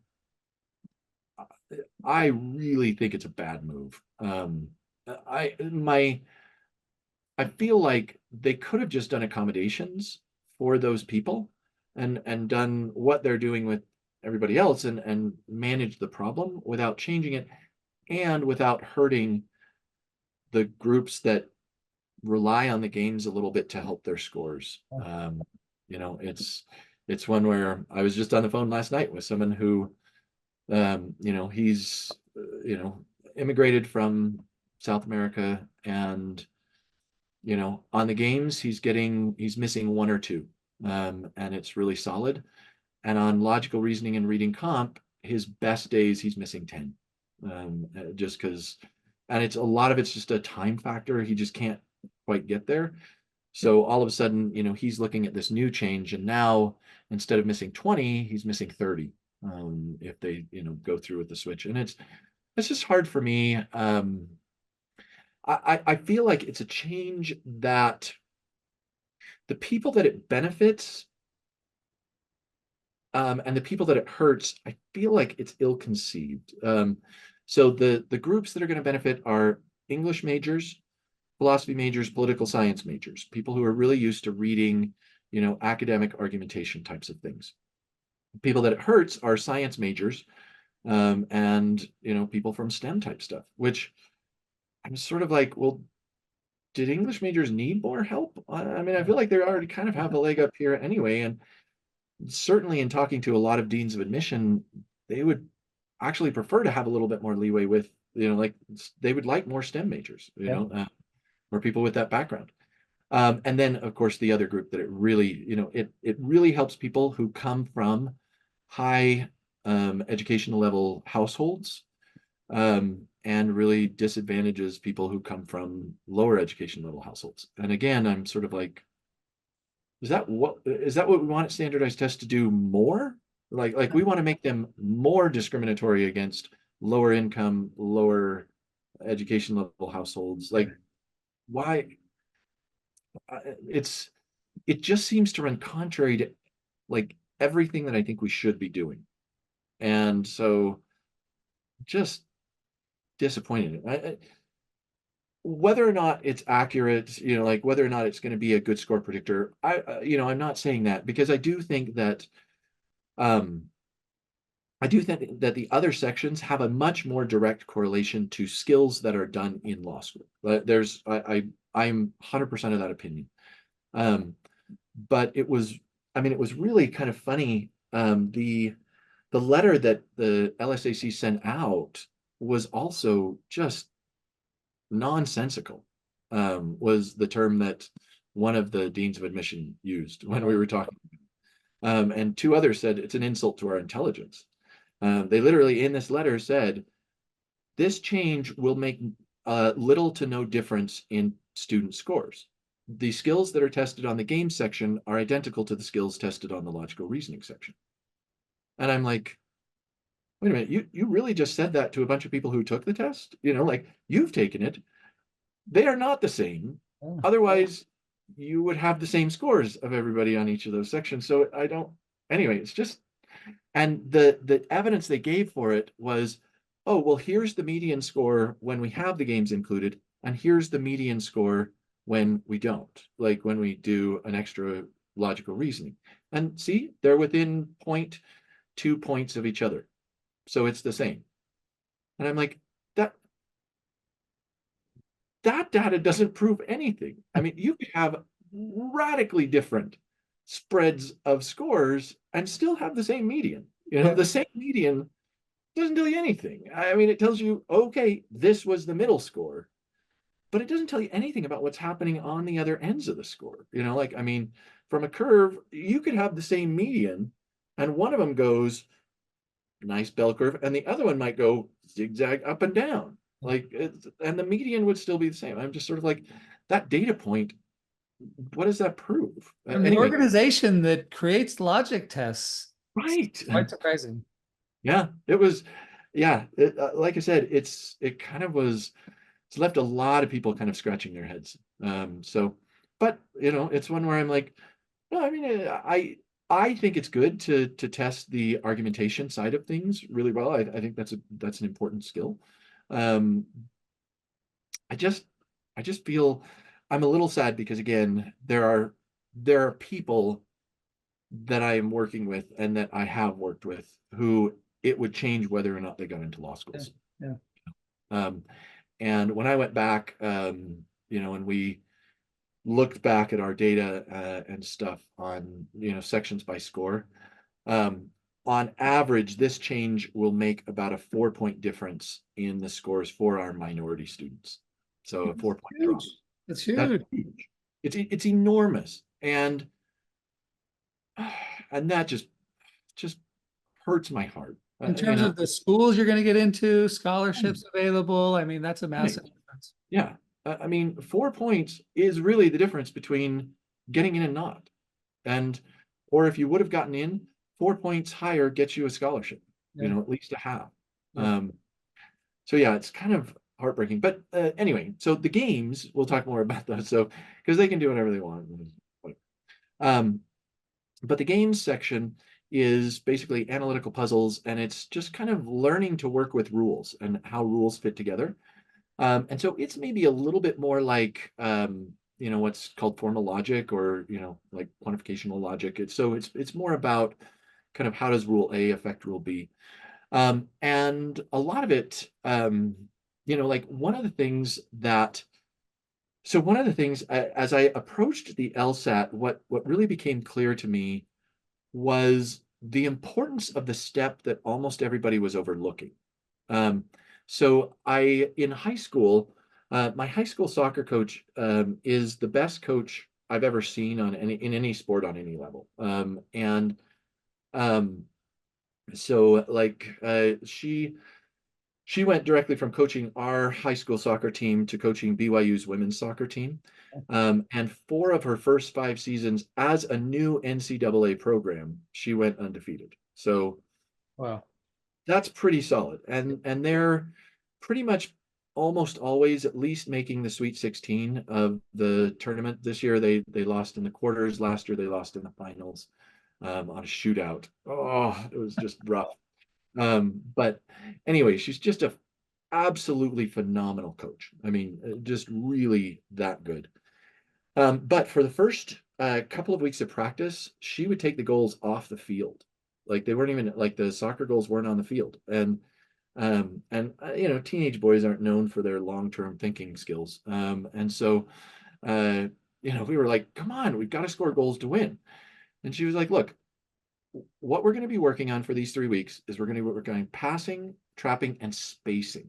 And just she really, really, really preached spacing and being in the right positions, um, and moving to be in the right position so that you were ready. And you know, she made the point. She was like, "Look, if you don't learn these skills, you're never going to be in position to take the shots that you practice when you're practicing," which was usually like an open net and the goalie. You know, like that's what high school boys wanted to try. You know, you're like, "Oh, hey, somebody get in the net and try and block this." You know. Um, she was like, you're never going to get shots like that unless you get really good at these things. And so, yeah, we would run a ton. So we ran a lot, you know, because we were a smaller school. And so we didn't have 50 people to draw from. You know, it's if you got subbed out, there was a big drop off from, you know, starters. Um, so so she really taught those basics, and kind of what I realized is that the exact same principle applies on the LSAT. And it's been fun. I've talked with her a few times about, you know, how much her teaching has meant to me. Um, but that really what makes you do well on the questions is spending the time being careful on the beginning step so that the answering the questions is almost an afterthought because you've done all of the important work first. So the right answer will pop out to you in a lot of cases, or at the very least, even on the difficult questions, you at least are in a position where you're able to see why it's right. And again, it's kind of putting yourself in that position, but it's tricky because, you know, everybody's like, well, we only get points from answering, you know, from the answer choices. And I'm like, that's true. And it's just like in soccer, you only get points when you score a goal. But the shot on goal is a tiny portion of what created that. And so you know, it's really the buildup that led to 90% of those goals. And so you know, so that's a lot of what we teach is on the, you know, on the reading comp, I had to learn to read differently in order to do the reading comp because the reading that I did for, you know, a typical class or test, you know, in college, you know, I use this example to kind of help people understand the process.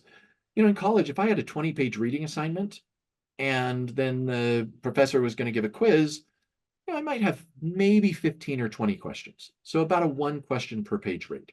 And so as I would read, I need to figure out 1 question per page. You know, that's about where we're at. By comparison, 1 full page of text on the reading comp is going to generate 14 questions on the LSAT. So all of a sudden, if you had a 20-page reading assignment, you'd have a 280 question quiz. And if you were reading 20 pages for 280 questions, well, we'd all drop the class. Nobody would take that class. Like, because that's crazy. But you would read totally differently. And that was one of the first things was I had to learn to read differently. And the same thing with the logical reasoning, just it's about taking information and reconfiguring it in your mind, saying, okay, this is a bunch of sentences, but ultimately what I'm doing is organizing those sentences in my brain as this is evidence, this is conclusion, and then saying, how do those relate to each other? Are there potential holes there? Even if I accept that evidence, are there still things that could make the conclusion not follow from those? And that's kind of the second thing. And so really a lot of it boils down to, you know, I preach on those two sections. Look, the big thing is you've got to get the passage clear. And that skill is what we really focus on the first couple of weeks of class, is just changing the way that you process information as you're reading it, because you just have to do it on a different level than what I did for all of my undergrad. And that's even in a major that does tend to be precision reading heavy, you know, with philosophy. And then the games, it's all about being able to see it as a system rather than just a bunch of individual rules. And again, that's just looking at it differently and setting up, taking some time at the beginning to set up a good diagram and run out some possibilities. So you are looking at a chart of the different possibilities instead of having to reinvent the wheel for each question. And so ultimately, it really does come down to what I teach is how to do work at the beginning so that the questions are easy. Just exactly the same way that, you know, my soccer coach taught me, get yourself in the right position and goals are easy. You know, if you make that one extra pass and you have an open net, it's a lot easier to score on an open net than it is when there's a goalie standing between you and the net. Like, it's just a lot easier. And so that's kind of the goal, is let's get a lot of open net shots there, and you know, that same kind of thing. So how do you teach people to read differently? What do you mean by that? So the first thing is, and this is a skill that I think is, I am noticing that it is taking students longer and longer to get good at it. And I think some of it um, is that we're not reading for precision. So basically, where it starts is you start by condensing every sentence you read down to just a few words. So when I read a sentence, my immediate thing is I will read it as quickly as I can. And then I try to restate in my own words, in 3 to 5 words, what that sentence said. And so some of it is just really saying, did I understand every single sentence? Not, well, I kind of got the big picture, but did every single sentence could matter? And, as you probably noticed, sometimes every word in that sentence matters. And so learning to read with precision starts with just taking each sentence and saying, this is what that sentence conveys. Then you go to the next sentence, this is what that sentence conveys. And then at the end of paragraphs or passages, you say, okay, here were the pieces. Now, how does that fit together? So that it's not so much a matter of reading as about understanding. And that's one of the things where that's part of what I really like is I think that the skill set that you develop by studying properly for the LSAT just makes you so much better at learning new information. And I don't know if you found that, but like your experience probably in law school probably impacted your ability to digest information in your PhD program Yeah. and in ways that were really positive. I am sure that you read a lot faster and a lot more precisely than you would have had you not gone to law school. Well, and I will say, I feel like it changed my brain in ways that I just absolutely love and I'm grateful for. But at times I've had to figure out how to um, not impose that kind of way of thinking on others, especially my wife, right? And we've Yeah, over time we've come to a really good place. But I remember being in your class and learning about hot and cold words, and yeah, like being so on fire. And I now have this new tool to evaluate arguments and sharing with yeah, my wife, and she was appreciating it and enjoying it. But at some, then you cross the line of yeah, analyzing every yeah. single sentence, and then it takes you down a place where you don't want to be. But to your Mhm. point, I do feel like it changed my brain. Yeah, and it really does. It's funny. I now add a little caveat at the end of that lecture, where I'll tell people, you are going to start noticing this word strength types words. So that's the concept of word strength. The difference between saying some people do this versus most people do this versus all people do this. Those are it's still talking about doing the same action, but they're very different claims. That I now give the caveat that absolutely go ahead and notice it everywhere you go. But if you like having friends and or a significant other, then I suggest you keep your comments about other people's word strength to yourself in certain situations. That it's fine to notice it. That's just fine. Your brain is going to do it. Like you said, you can't turn it off at this point. It's just it changes the way you think. Brent, What you it's can so do is decide when you can use it with caution. And so that's my warning. And I tell people, if you just kind of say, you know what, I'm always going after that. I was like, that was kind of what Socrates went around doing. It just didn't end that well for him. So that's and I'm not saying that somebody's going to slip you a hemlock shake at the end of the night, but you might want to think through whether or not it's a good plan to comment. So this is something that I still deal with. 2 nights ago with my child, she said yeah, something about everybody does blah blah blah. And yeah, so I counter with, do you mean everyone or do you mean some? And she gets mad and starts arguing her main point. yeah, And I try to bring it back to word strength, and she's still arguing her main point. And yeah, it frustrates her because she's like, "You're not even listening to me. You're not listening to my main point." And I'm like, "Well, I know, I'm still back on word strength." Like, yeah. You're like, I agree with your main point. I've got one word that I have a little bit of a problem with. Yeah, yeah. No, it's funny because I actually think that just proper use of word strength will avoid a lot of what I consider worthless disagreements. yeah, And I give the example like, if you walk in, the door tonight, and the person who's on the other side of the door, you walk in and they say, "You're always late." Well, I mean, what's your response? I think all of us are going to be like, "I'm not always late." And you're going to argue with them, because all you need is one example. I mean, you could be like, "Well, I was born on time." And technically, from a like a word strength standpoint, that would prove it. You could be like, "There was that one time in junior high, and I wrote down the time wrong, and I ended up getting there early."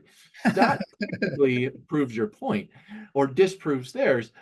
Um, but the problem with it is they're not actually committed to the idea that at every moment of your existence you have been tardy. Like that's not what they're really committed to.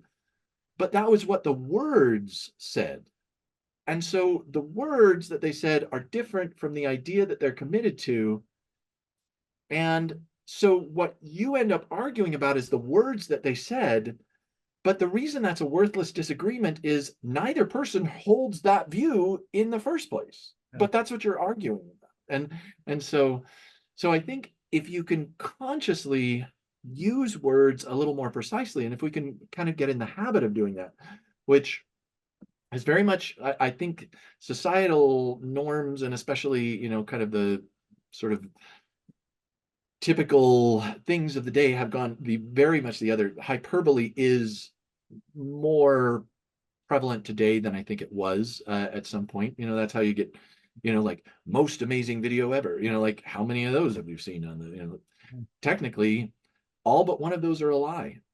Because there could only be one most amazing video ever. And I mean, yeah, maybe it's changes, but yeah. So, but that we tend to be more persuaded by and or influenced by bad reasoning in a lot of cases. But I think we could have a lot more constructive communication if we just consciously used word strength a little more carefully. And but again, you got to be careful. Not everybody wants you to correct them on their use of word strength. So, but I have found, and I feel very fortunate in that my wife went to law school, so we will each kind of comment on the other person's use of word strength, and then we're like, "You're right. Yeah, no, that's valid. Let me back up. I mean, many people feel this way, not all, not even most. I'll just go back to many. And but now all of a sudden that's a constructive conversation, because the words that we're using match the ideas that we have in our head. And so you can come to a true meeting of the minds in ways that I think are a little easier. So I feel like it's a good thing. And it's funny because my daughter just I've got a daughter she just took the LSAT a little while ago.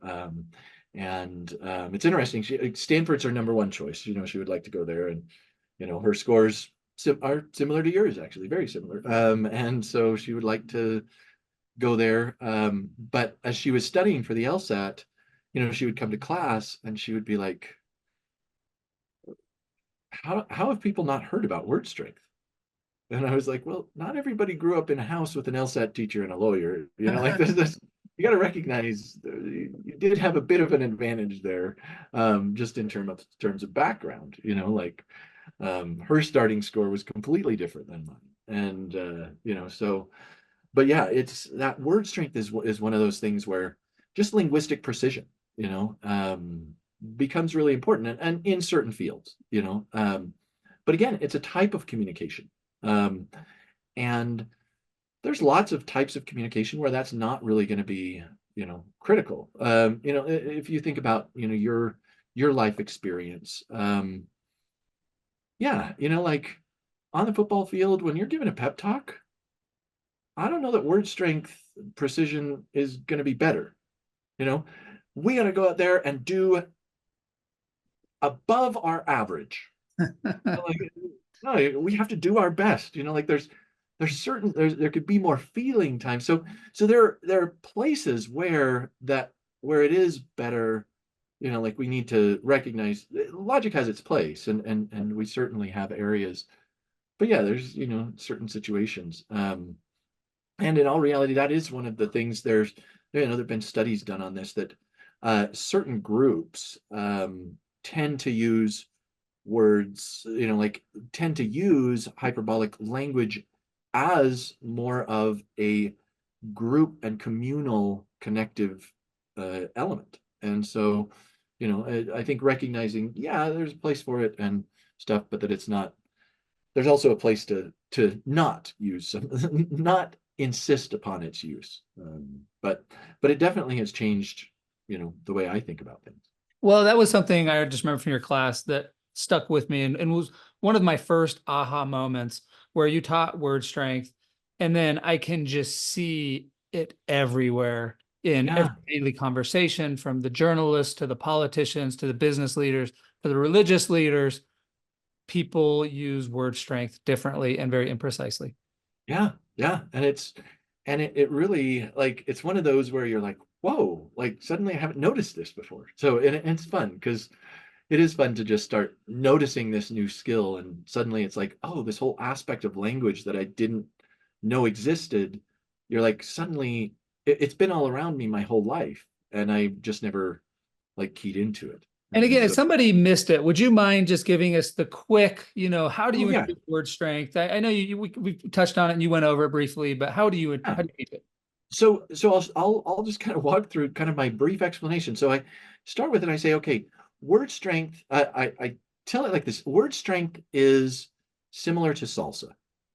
Like there are certain words that you can add to a sentence that don't change the subject matter, but do change the potency. Just like the salsa doesn't change what your burrito is or your taco or whatever you're putting salsa on. Um, but it can drastically change the potency. And I use the example of when I first went down to Mexico City, and was just wandering around and got some street tacos, and discovered that pico de gallo in Mexico City was very different than pico de gallo in Iowa. So and in a way that kind of had my earwax melting. So I experienced that salsa side of things, but it's the same thing with words. So I start with this sentence and I say, let's say we take this claim, people like chocolate. And we just use that. So it's a pretty basic claim. Right now we happen to be right before Christmas. There's a lot of chocolate being bought. So I think most of us would agree, yeah, okay, people like chocolate. It's a reasonable statement. Okay. If people didn't like chocolate, stores are really they seem to stock a lot of it. So people like chocolate, we're okay with that claim. Well, word strength, what we can do is we can add three different words, and we'll just add one word to this sentence, and we're going to show three different ones. And notice how it changes whether or not you would accept that statement as true, and whether you're like, okay, yeah, that's fine. So if I make the claim, some people, so I just add the word some to the beginning of that statement, people like chocolate. Some people like chocolate. All of a sudden, I feel like I am 100% confident about that because there's a lot of chocolate in stores. Obviously, some people like it. Okay.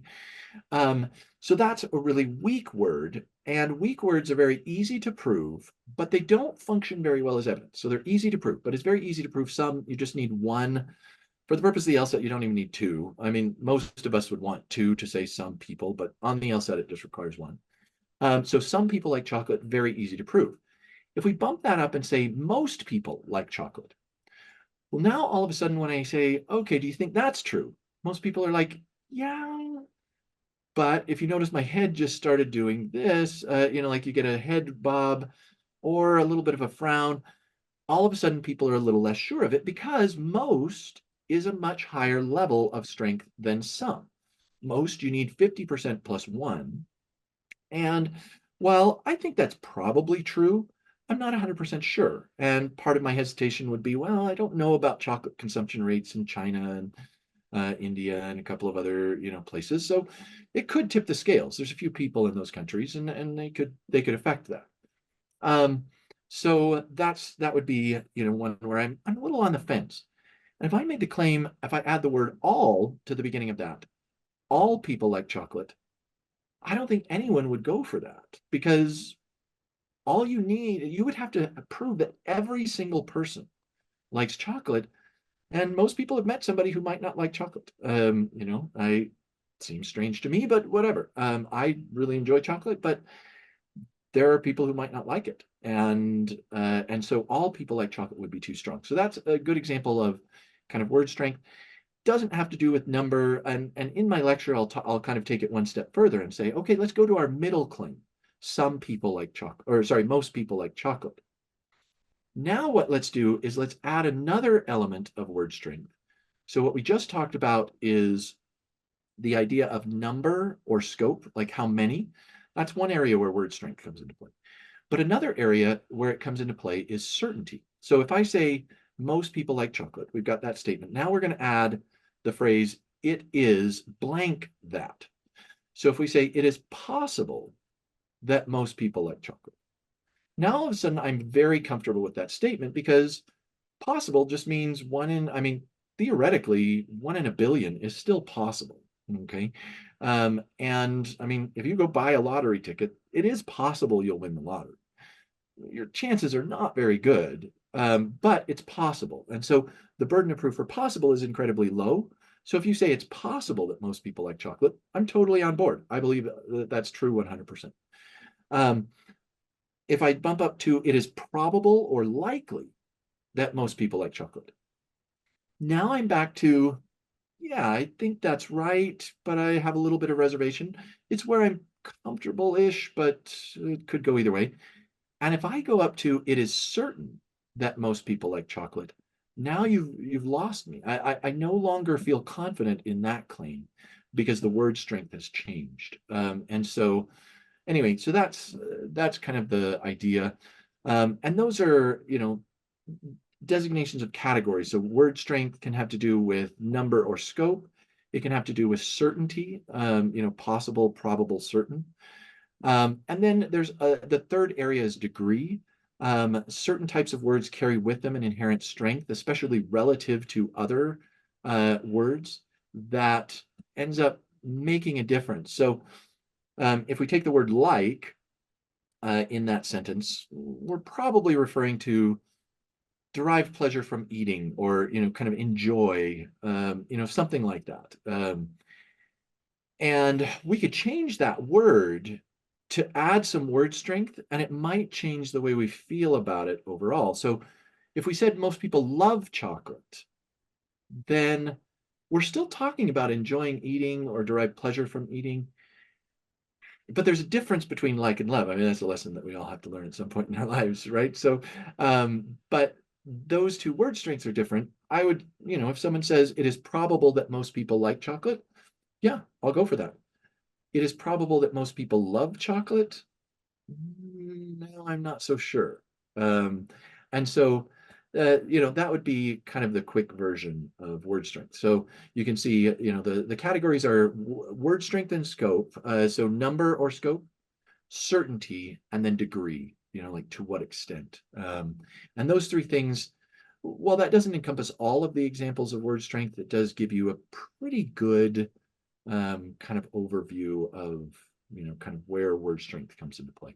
And what I love about word strength is it does a nice job of demonstrating why the LSAT is such a fun, amazing test in ways that others aren't. Because on other tests, they would ask you, the question, they would say, most people like chocolate. And then you would be required to know the answer. Well, do they or don't they?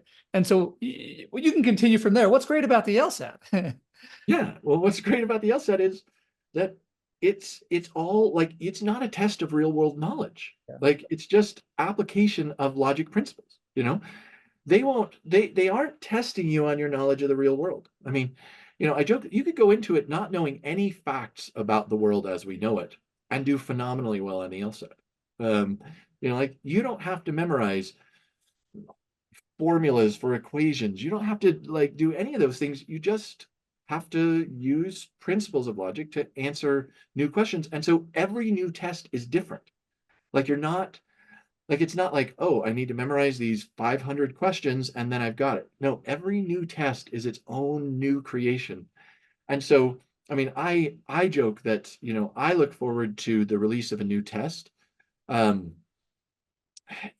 Not as much as I look forward to Christmas because that's really fun with my family. But it's more exciting than my birthday. Like because it's a whole new set of questions that I get to answer that I've never seen before.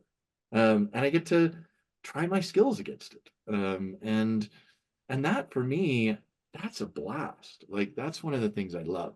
So it's always new. And so sometimes people are like, doesn't it get old teaching the same thing? And my answer is, well, no, because it's the test is always new. Like there's always new questions. And this is one of the things that you're probably experiencing as a teacher as well. Each new group of students is a new experience. It's not the same, even if you're teaching the same content, it's a new experience because it's a new set of people. And, kind of as I, alluded to, kind of like what you were talking about in the book, it's you get to experience the joy of growth with a whole new set of people. Yeah. And people that you really do over the course of the semester really come to care about. And so getting to see their growth really does bring a lot of joy. And so yeah, that's what I love about the LSAT is it's this fun new, it's just a game, like and I always refer to it, I'll when I start class up, I'm like, all right, tonight we are going to be playing with this because that's the way I look at it is it's play, like we're playing with these concepts. And not we're going to be, just thinking about these concepts. It's play. It's learning, but it's in play because we're learning some skills and then we get to apply it. We get to try it out and see what happens. And that's what I think is so fun. It just for me, that's where a lot of the treat is just getting to experience that with a lot of people. And then also it's new every time. And so, I'm not teaching the same exact thing every time. Yeah, So, really interesting. Well, maybe we could touch on some more um, aspects of the test that I find especially interesting. Do you need a bathroom yeah. break or No, as you probably noticed, I've been are you hitting my orange OJ? juice as we go Yeah, through. So yeah. I love orange juice. It's like one of my favorite things in the world. Is Uh, that okay to drink orange juice? Because I was reading something and they're like, or I was listening to somebody and they're like, never in the history of the world have you just been able to like pour sugar into your body the way you can with sugary drinks. So I was like, yeah, I love orange juice. yeah. Well, I mean, I don't know. I I drink a lot of liquids. Like I have to get a lot of liquids just because first thing in the morning I'll go, I get up and I go to spin class and I go pretty hard, so I'll get in, 20 to 25 miles on the bike in spin class. And then, when I'm biking, usually in the afternoon, evening, then I'll bike down to Provo. So I get about another, 40 to 50 miles. So, I'm pretty consistently getting, like 70 miles on the bike. Wow. And you just have to drink a lot. Yeah. And Okay. I'm kind of, I don't know. I, uh, I think I have a fairly high burn metabolism anyway. But like I actually shoot for about 5,000 calories a day. Oh my gosh. So like that's just kind of like just to kind of keep the body rolling. Yeah. And so I suspect that there could be potentially like drawbacks to it, but yeah, I mean, Yeah, you're I burning. think Yeah. some of it is you need to manage what your caloric intake is relative to your caloric burn. Yeah. And that's the one thing where right now, at least for the time being, I'm burning pretty heavily. Yeah. Uh, so, I like that Iceland trip when I was on the bike. So I was biking about 100 to 120 miles a day in cold, and then hiking for another 3 or 4 hours a day most Wow. days. Okay. Um, and on that, I I was shooting for um, so I was actually shooting for 10,000 calories a day, Oh my gosh. which is really difficult to get in. Um, so I stopped at the Costco and I bought um 20 pounds of cheese because cheese would still stay fairly cold because it's never really that hot. And then I would just eat a jar of Nutella every day, like a big jar. Like, and I would just, at first I was putting it on stuff, but at the end I just would eat it just like with a spoon. Um, because Nutella is like one of the highest calorie foods that you can find. It's Mhm. got a lot of fat, a lot of sugar. Like it's just basically straight calories. You know, like one of those jars is about 4,000 calories. Oh, So, um, and I lost like 12 pounds in the 3 weeks that I was there just because, and I seriously felt like I was just like just trying to do anything to get calories in. And so I'm maybe not a good, yeah, we can't yeah, recommend huge. yeah, yeah, like I, I eat a lot, I drink a lot, yeah, I just, You burn a lot. and I tend to like fairly good food, like it's generally not like bad stuff, I generally am eating fairly, fairly healthy stuff. I'm, I've been vegetarian for, almost 20 years. So I think there's some, health benefits to that.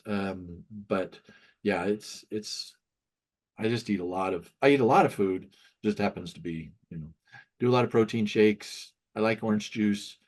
In the summer, I do have to just do sports drinks, like I have to do like, liquid IV and Gatorade, and Yes. I Yes. drink pickle juice pretty regularly in the summers. It's just the salt, I'll get done with the ride and you'll just see like salt Salt caked lines. in the Yeah. trucks Oh wow.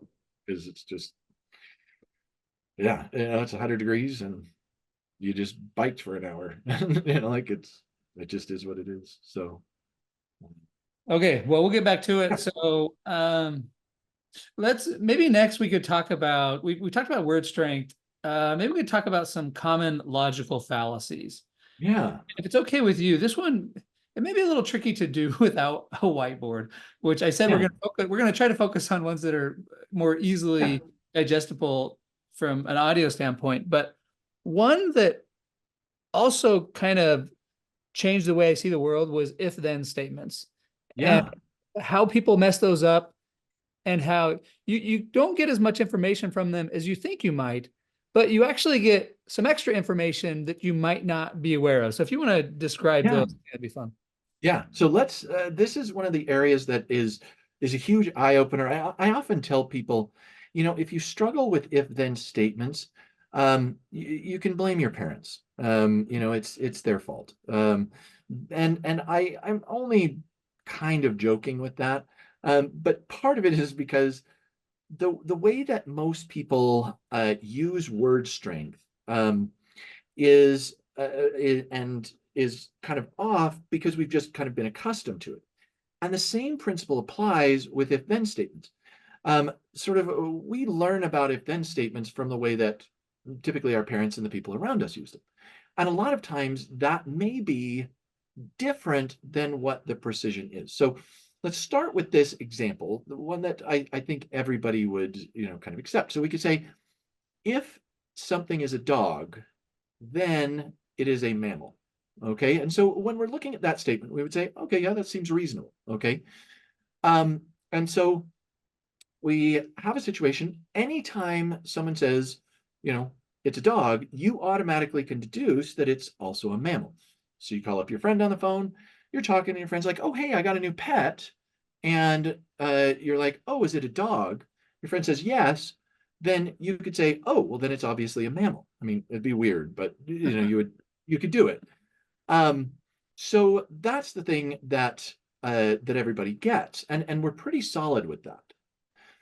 But where the problem occurs is that a lot of times we have been accustomed to thinking that what you can do is just negate both of those things as well. And we'll talk about where this might have happened. So, like, let's say you're a kid, you want to go to the movies, and you're like, "Hey, I want to go to the movies," and your parents say, "If you clean your room, then you can go to the movies." And so you're like, oh, "Okay, honestly, seems reasonable." So if you clean your room, you can go to the movies, but you don't end up cleaning your room. something gets in the way, you're studying logic. And so you just didn't have time to clean your room. So now you want to go to the movies. And at that point, your parents would probably say, no, I told you that you had to clean your room in order to go to the movies. Or in other words, they're saying, if you don't clean your room, then you can't go to the movies. But the problem is that's a completely different statement from if you clean your room, then you can go to the movies. And let's kind of look at how that works relative to the dog and mammal example. So we're all okay with the statement, if it's a dog, then it's a mammal. But that doesn't mean if it's not a dog, it's not a mammal. Because you can probably think of at least 5 or 10 other animals. Maybe it's a cat. It's not a dog, but it's still a mammal. So given a statement that says, if A, then B, that doesn't imply if not A, not B. So in the example of cleaning your room, the statement, if you clean your room, then you can go to the movies, does not in any way imply that if you don't clean your room, you can't go to the movies. That's a totally different statement. But the fact of the matter is most people's parents probably enforced it as though it did. And so we get in our minds, oh, that's how if-then statements work, that we can just do those. We can just, do that. And that's a specific type of logical fallacy that's called denying the antecedent. And you never really need to know that for the LSAT, but it's taking the statement, if dog, then mammal, and thinking that it means if not dog, then not mammal. And so that's a good example of a logical fallacy because it doesn't work that way. Now, there's a related one that kind of goes along with that, which is, we always refer to it as going backwards on the arrow in the LSAT class because we draw if-thens with arrows. It makes it simpler to process.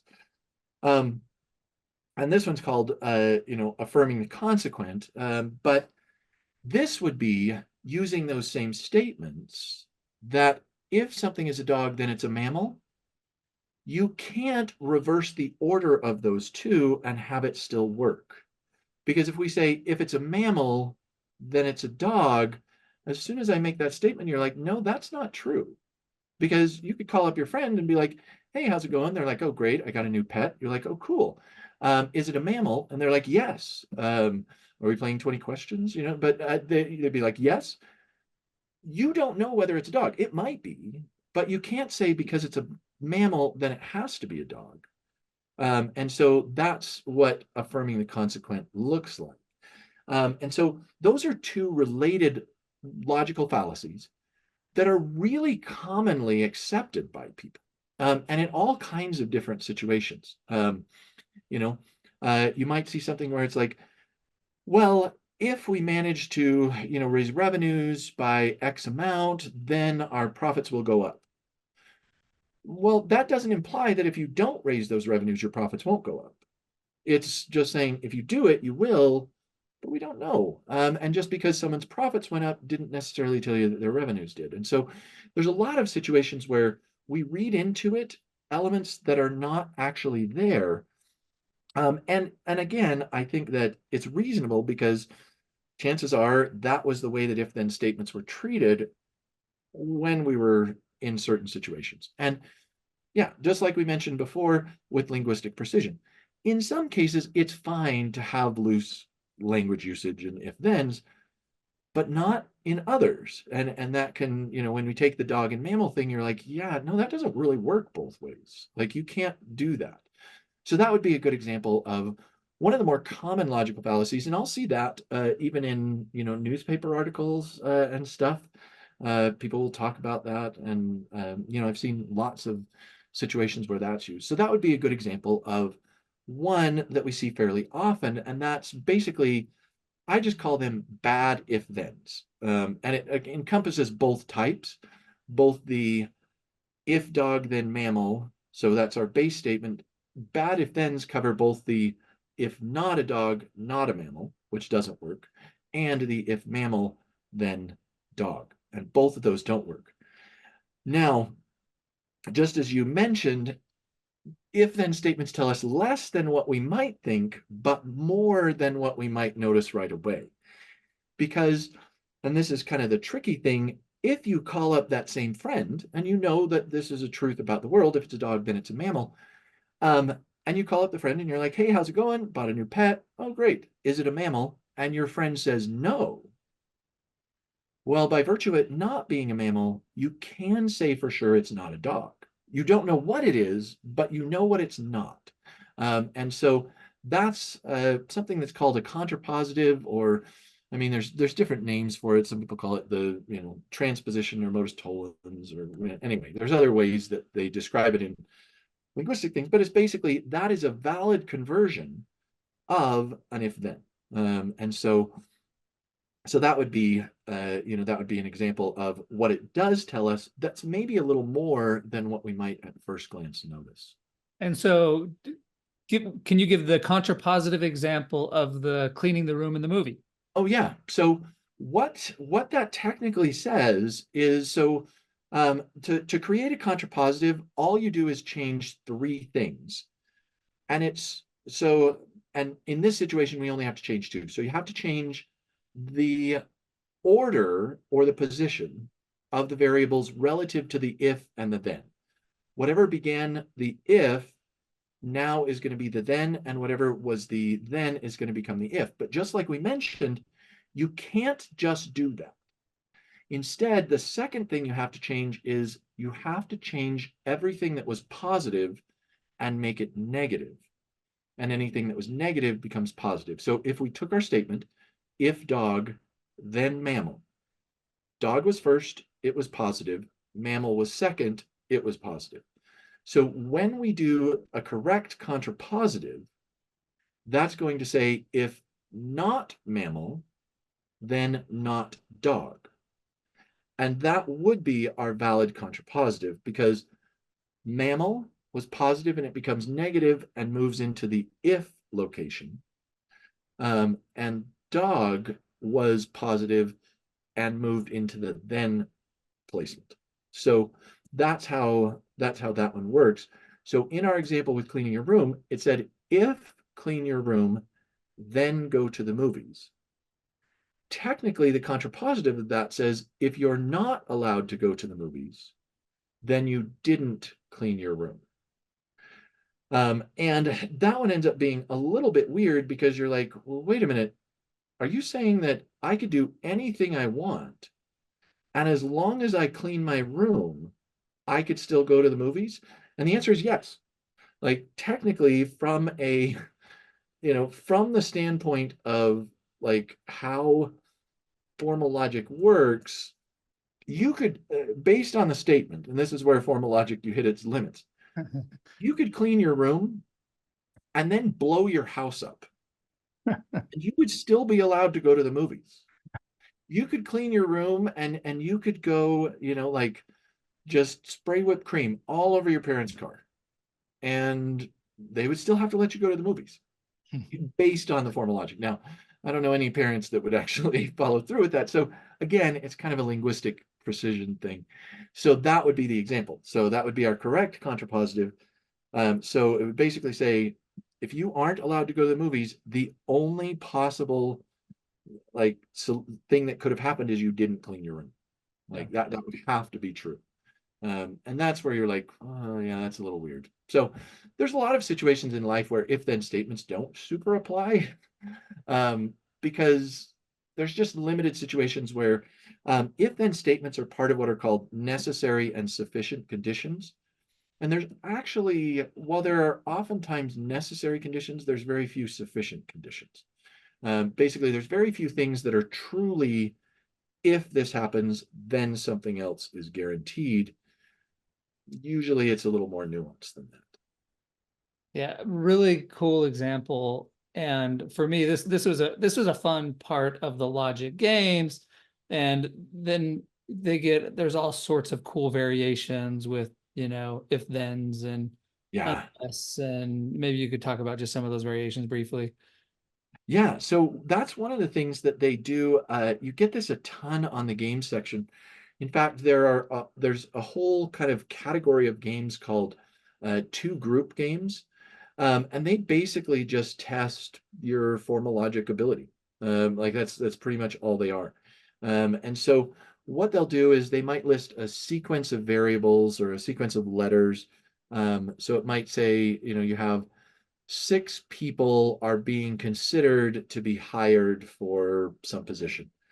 And then they give you rules that say if person X is hired, then person Y is. So if Xena, the warrior princess, is hired, then so is Yandel.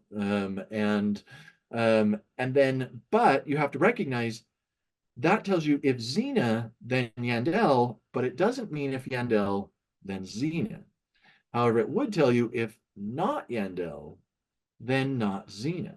And so you really do end up getting some kind of fun little twists. And those games do tend to be pretty challenging for most people. Just because, again, you have to be really good and automatic with these if-thens.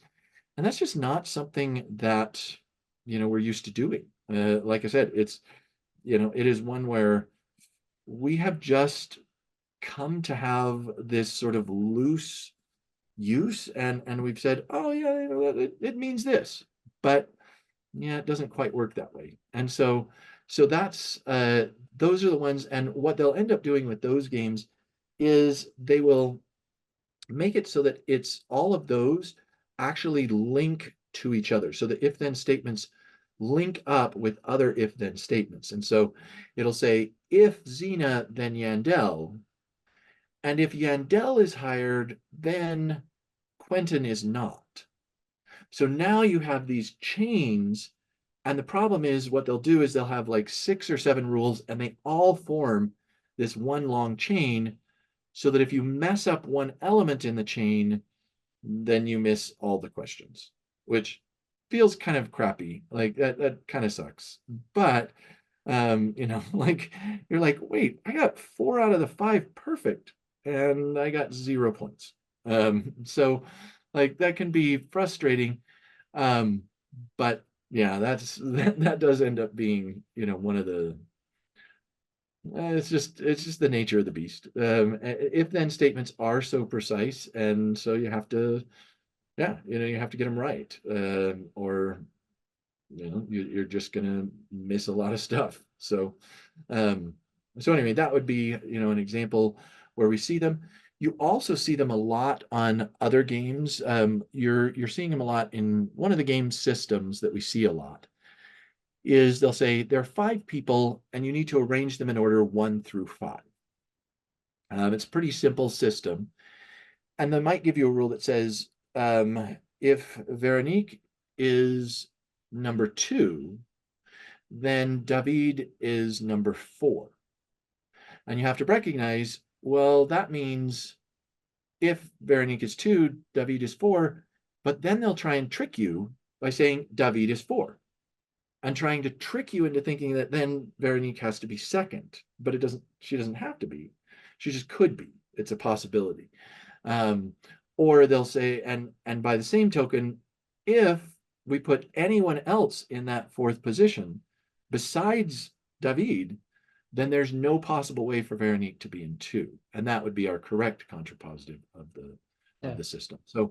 So they use it in a lot of different situations, and in all reality, they even use it as part of individual questions, where a question will start off and say, if this is true, then which one of the following could be true, or which one must be true. And so you end up having to just kind of make those deductions. So it ends up being, I think it's really fun. But you do have to be good with conditional logic, or conditional reasoning, it's sometimes called.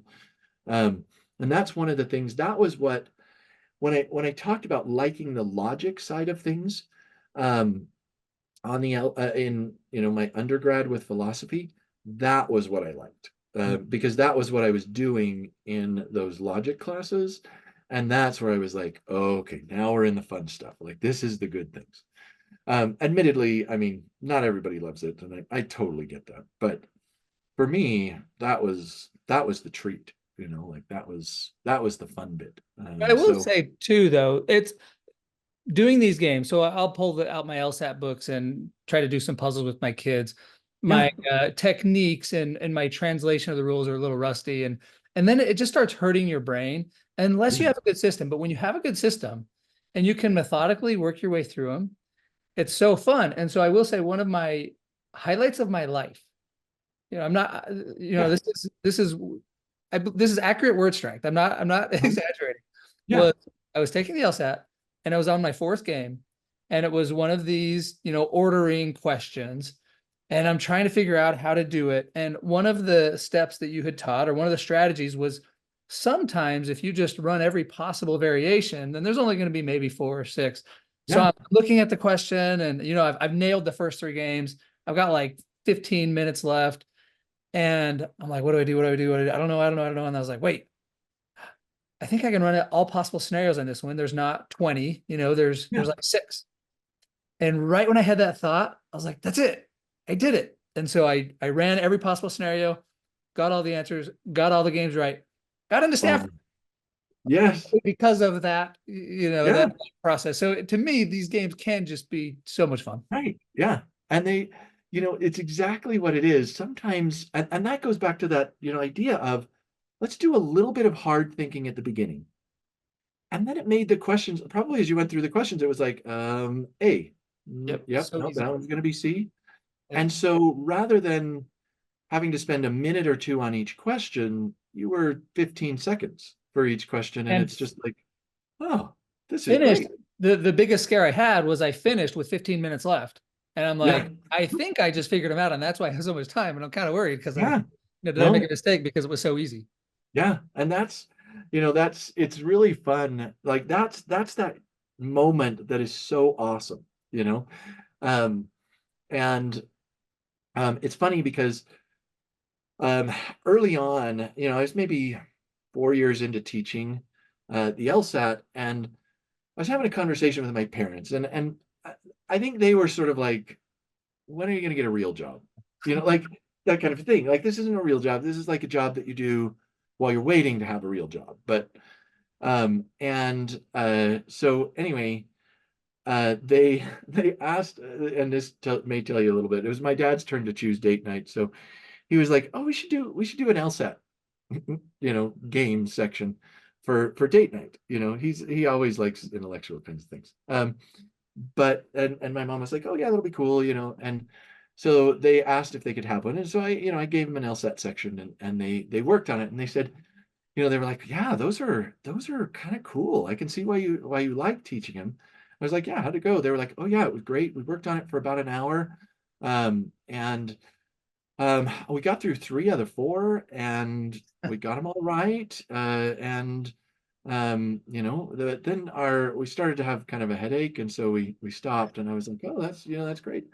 And they were like, "So, yeah, like how would that be?" I said, "Well, in the LSAT you only have 35 minutes." And they were like, "Really? To do all four?" I was like, "Yeah." They're like, "You can teach people how to do that?" I was like, "Yes." And suddenly they were like, "Oh, this is like a legitimate, like you're actually doing something useful with your life, not like, well, pick C, like if you're unsure, pick, I think that's in their head. They're like, I don't know, that's what test prep is. You teach people how to guess. I'm like, no, this is not about teaching people how to guess. And so, and I said, yeah, and we have about 70% of our students end up being able to get, you know, all of the games done and missed two or less. And they were like, wow, 35 minutes? I was like, yeah, 35 minutes. That's speed is what I teach people. And so it's really, that's your experience. But you can see as you get better and better at those, the games don't take that long. Yeah. Whereas when people start, they take a long time. And And it's can just, can feel impossible for some. yeah, yeah. And that's exactly right. And um so they're, like I said, they're the fun section, but yeah, there's a ton of that conditional reasoning, or if then logic, that we see on those. So, so that's one good example, and that's great because that idea has crossover between both the games and the logical reasoning sections, because you'll see flaws like questions that are asking about a flaw that will use the if dog then mammal, therefore if not dog not mammal reasoning. And then that would be a flaw in that reasoning. And so you see it on both sections. Okay, so how about some other common logical fallacies? Yeah, Maybe, so yeah, some of your so favorites. there's a bunch. If we're talking about ones that I feel like we see a whole lot in the world around us, I think there's um, the the big ones that I see a lot of times are the one of the big ones is that a lack of proof for a particular claim doesn't constitute proof against the claim. Um, so the idea is, and the way that it'll show up on the LSAT is it will say several studies showed that drinking a whole thing of orange juice every day will lead to diabetes. Okay. However, those studies were shown to be flawed. Therefore, drinking orange juice, a can of orange juice every day doesn't lead to diabetes. And that's a flaw because it just because that the studies that showed that it did were flawed, that doesn't prove the opposite of what those studies said. It just says we don't know whether or not orange juice does. Like all we did was say that the studies were flawed. So now there's not evidence that it does, but that's not the same as saying there is evidence that it doesn't. And so that would be a good example. That's one that I feel like I see over and over and over in lots of different things. I mean, social media posts, it's just everywhere. I mean, word strength, but there's lots of situations where, yeah, I see, it's like, oh, well, these people claimed that this is the case, but they're wrong, so therefore that's not the case. Like they did something wrong, and you're like, no, all we know is we don't know whether it is. And so that would be an example of kind of that lack of evidence for X doesn't mean not X.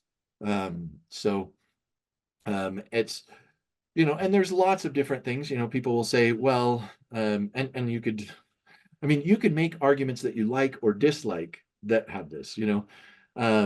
So some people might say, well, there's, people who are, anti-religious might say, well, there's no definitive proof for God, therefore God doesn't exist. And no, there's no definitive proof for God means there's no definitive proof for God. Like we don't know. But you could also say there's no definitive proof for aliens, therefore aliens don't exist. And I think a lot of us are like, well, actually, I do agree with that second one. But both of them still have the same problem. Like the fact that there's no definitive proof of alien life doesn't prove aliens don't exist. It just means we don't know whether aliens exist. Yeah. Like it could be, could not be. And the fact that there's no proof that God does exist just means we don't know whether God exists. Like they're the same thing in terms of from a logical perspective. And so that's one that we see a lot. A lack of proof for something doesn't constitute proof against that thing. So this is so common too. And I remember getting into an argument with a visiting PhD student when I was doing my PhD. And we were talking about genetic differences in the brain. And they were saying, we've never found evidence of different processing speeds in the brain.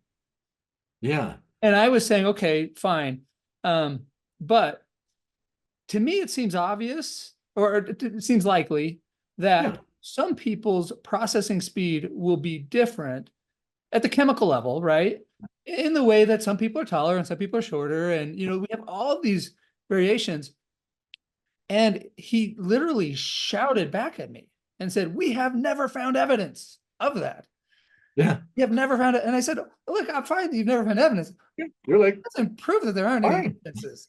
Like, Yeah. and I'm not saying there are differences. I'm just saying it seems likely to me, but he Right. was so angry because I think in his mind, he wanted to, he was very kind of ideologically committed to this idea that, there are no genetic differences in the brain. And Yeah. I was just so surprised. Like, you're a PhD student. You should be a little more Right. careful with your words and understand the kind of logical flaw you're making here. And to see that, yeah, like exactly that this is you're making a claim that doesn't follow, Yeah. and that's exactly right. The fact that, well, you've never proven that they're not, so there must be, and you could have said, well, by the same token, we've never proved that there aren't differences, so there must be differences, Right. Right. and you could be like, and because that's the thing is, you could literally just flip that argument right around and just say, also, in all of the literature, all of the data, no study has proved that all the brains are the same. So clearly they're Therefore. different. Like you're like, well, I mean, the beauty of logic is you can turn it back around on people sometimes. But yeah, that's a great example. And people do that on a very regular basis. Like your experience, I would bet that a lot of people listening have had someone try to do that same thing, would say, yeah, you know what? This is this is totally valid. There's no evidence that it does, so therefore it must not. Yeah. And you're like, well, no, it means there's no evidence that it does. Maybe it does, maybe it doesn't, and um, I wonder to some degree if some of that boils down to um I think a lot of people are uncomfortable with ambiguity and uncertainty Yeah.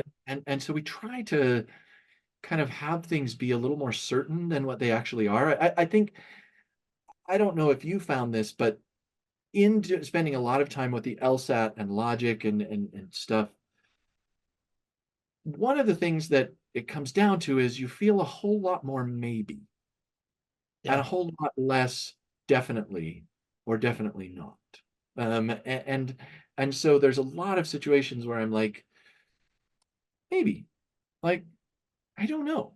And it might be the case that this is true, or it might be the case that this is false. And I can't really say either way. And I don't want to, like, I don't know. And I think that's one of the things that being in law, you just have to kind of come to grips with a lot of ambiguity and a lot of uncertainty, saying it's okay that I can say X doesn't prove Y, but that doesn't mean Y is false. It means I just don't know. Yeah. And in all reality, I mean, it plays such a huge role in legal situations because it's part of what goes back to, like, if you're trying to prove, and I mean on a basic level, sometimes people say, well, someone was found not guilty of a crime, so therefore they didn't do it. You know, um, just because there's not evidence that they did it doesn't constitute evidence that they didn't. It just means there wasn't enough evidence to prove that they did. And so that's one of the things that um, that we can do. I'm just And closing the just book. because they were convicted doesn't mean they did.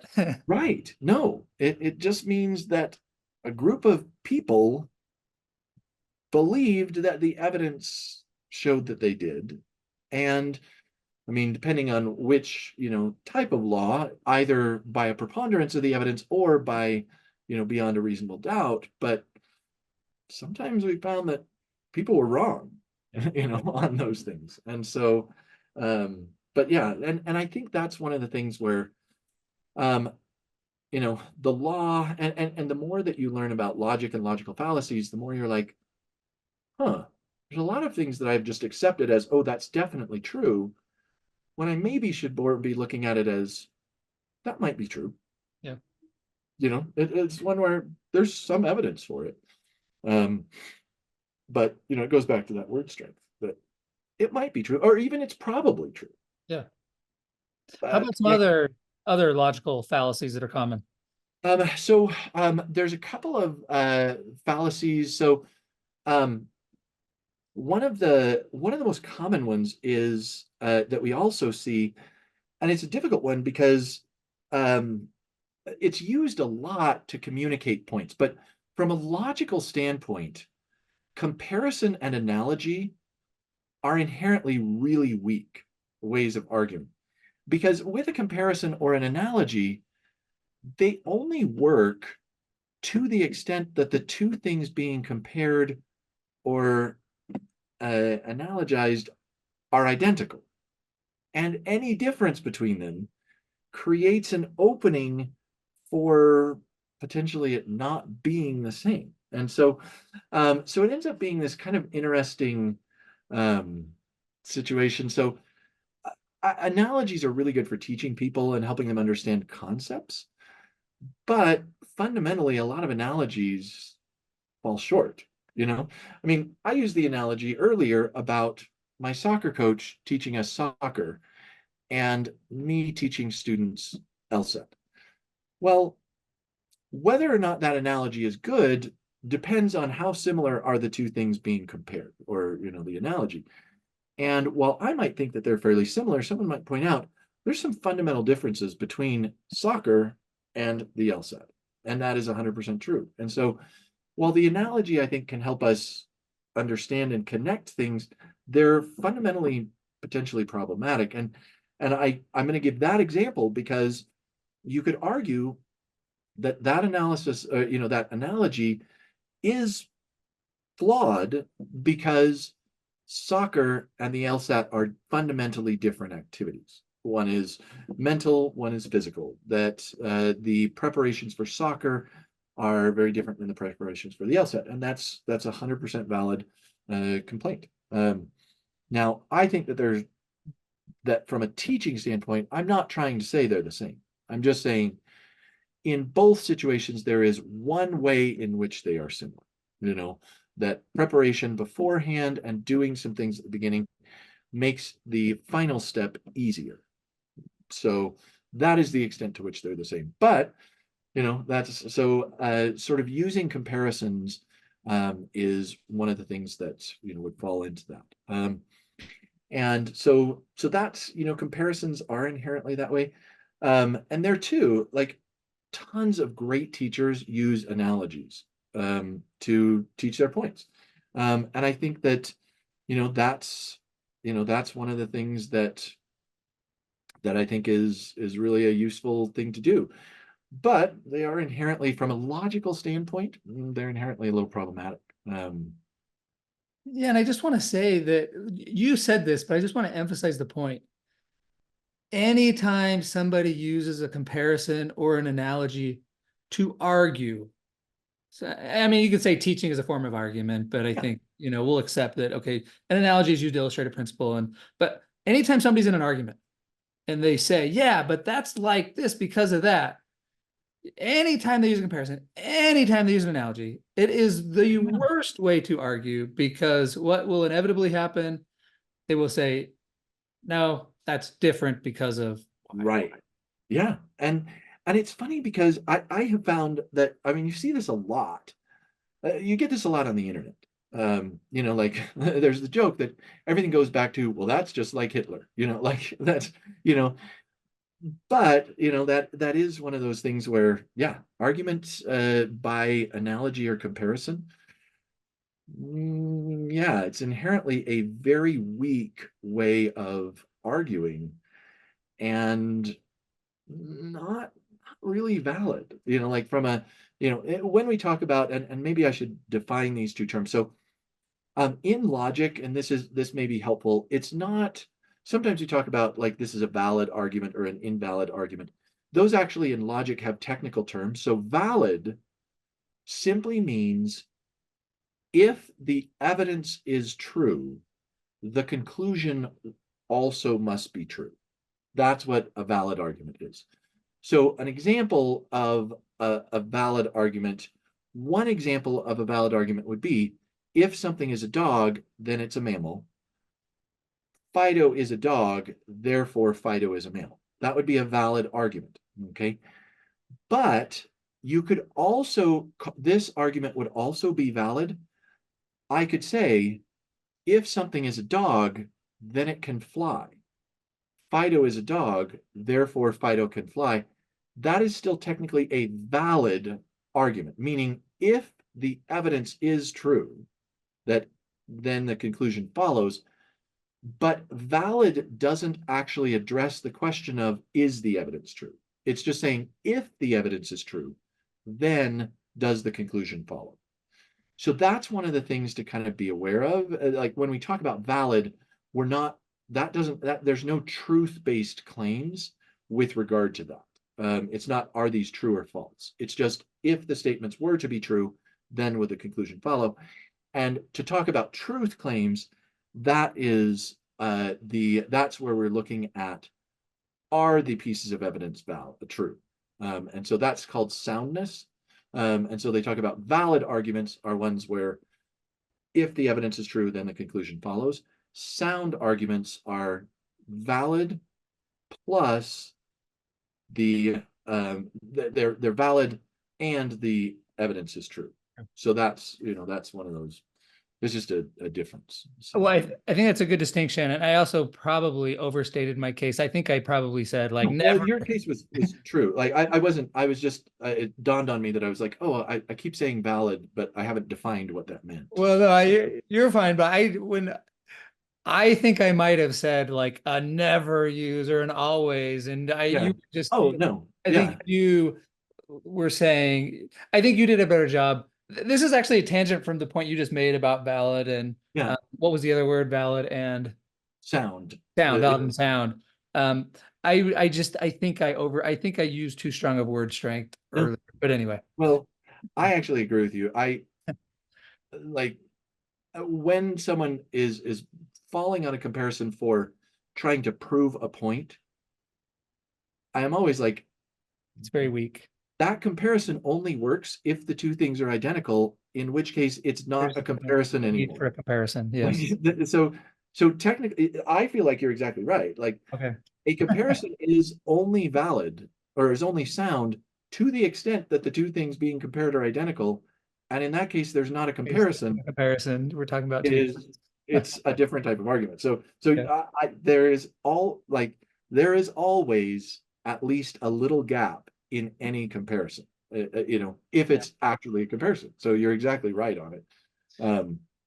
Because, well, if the two things were identical, then you're not really giving a comparison. You're just saying these two things are identical, and therefore what happens here happens here. It's not really a comparison. It's just, it then becomes a logical argument. There's something different. So, but yeah, so comparisons and analogies are another one. And that's why I said I like them. I think they're useful from a teaching standpoint, but from a logical standpoint, they don't prove what oftentimes people think that they do, you know.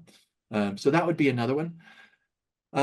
So another argument, another thing that we see are the appeals to authority. And this is probably, I mean, if you include advertising in the realm of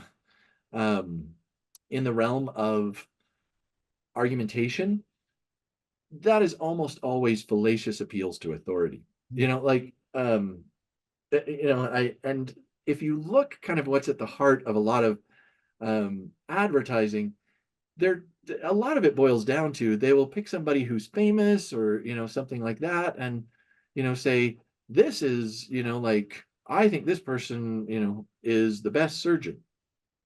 So there's a big thing, like a professional athlete is like, when I had my eyes done, this is the person who did it, and they're the best surgeon. Well, I mean, a professional basketball player might be an expert on you know people who are eye surgeons, or they might not. They might just be really good at basketball. And yes, you could say, well, they could pick anybody they want because they have the money, but the fact is, they don't really have expertise. I mean, I don't know that if I were saying, I want to find out who the best eye surgeon is, I think I'm going to ask pro basketball players. Like, I feel like there might be better people to ask for that, and yet that's the case. Or like I loved, I would always get a kick out of things where it would be like You had like Michael Jordan cologne. Yeah. Like, is Michael Jordan an expert on what smells good? I mean, I don't know, but I feel like he has a lot of expertise in certain areas. But I'm not sure cologne is one of those, like, and instead they're trading on, this fame. And so those are what are called fallacious appeals to authority. But it's incredibly common. I mean, it forms the foundation of enormous amounts of advertising that take place. And Uh, I will say too, I am just blown away how powerful this can be. So, for example, this is somewhat related. Uh, Deion Sanders, I love Deion. oh Prime, yeah, love yeah, Deion. And this last season, they started out undefeated, and he had all the hype. And I yeah. saw him wearing this Colorado gear, and I had this thought: I should buy some Colorado gear because it looks so. Colorado's awesome. And then, Right, it's like I slapped myself. It's like, well, first I work at an institution. I'm a professor at a school at the neighboring state, right, probably competing with a number of, Colorado for a number of these same students. And I haven't thought Colorado was cool in 20 years. And it was just amazing how quickly my brain right, was hijacked because of this appeal to authority, right. this personality that I just love. And now I'm Yeah, like wanting to go buy Colorado gear. yeah. No, and it's, I mean, it's like you see it all over the place. I mean, that is like that's social media influencers. Like, I mean, that is like, you had really, like Robert Cialdini is truly one of the people that I think has maybe had a book that when I read it, I was like, this is one of the most important books in the world. Like, I think everybody should have to read that book. Yeah. Like, everybody should. If you are going to interact in the modern world, you need to know. And he talks about it in the book. Like, look, people are trying to persuade you with bad reasoning all the time. Mhm. You know, as long as you're aware of it, it's okay. But we just get tricked by it all the time. And I, so but it's that, that whole principles of influence. Yeah, that was, when I first read that book, I was just like, I felt like my mind was blown. I Yeah. was like, wow. And yeah, I mean, it was yeah, just so like, whoa, like, and it was so he really, that's why, I was like, whoa, I'm gonna be on a podcast that he was on. I'm like, I'm way up. Episode 100, Robert Cialdini, Yeah. episode 100. So, I mean, it really is like, and so that was the first one that I listened to when you talked about it, because I was like, whoa, because yeah, he really is one of like intellectual idols, kind of thing, but yeah, I mean, you see it all the time, like, um, it's the Ryan Reynolds and Mint Mobile. I love his commercials, but I don't know whether Ryan Reynolds is an expert on, mobile phones, he may or may not be. And he may or may not be great at, owning a soccer team, who knows? But the fact of the matter is, do I like him better? Do I like Rickson a little better? Yeah, I do. Like, I'll follow a sports team a little more because he's kind of fun. And so yeah, just recognizing, so fallacious appeals to authority are, maybe one of the other big things, that we, where it's bad reasoning, but it works. And that's one of the things that I think, with logical fallacies, the ones that I think are the most important are the ones that work really well. Um, and one of the same things that kind of goes on, and you see this, so it's related to fallacious appeals to authority, are character attacks. So, and sometimes they're called ad hominem attacks, so against the person. Um, and those boil down to the fact that just because someone does bad things doesn't mean that their ideas are wrong. And it could be that, and you see this all the time in politics, and in other areas, where this person did a bad thing, so therefore we should disregard their ideas, or things that they say, or other things that they've done are wrong. And the fact of the matter is that doesn't follow logically. Like that's not a valid thing. Um, it could very well be that the person with the absolute best ideas for how to solve, how to create world peace is actually kind of a mean person, and they kick their dog when they get angry.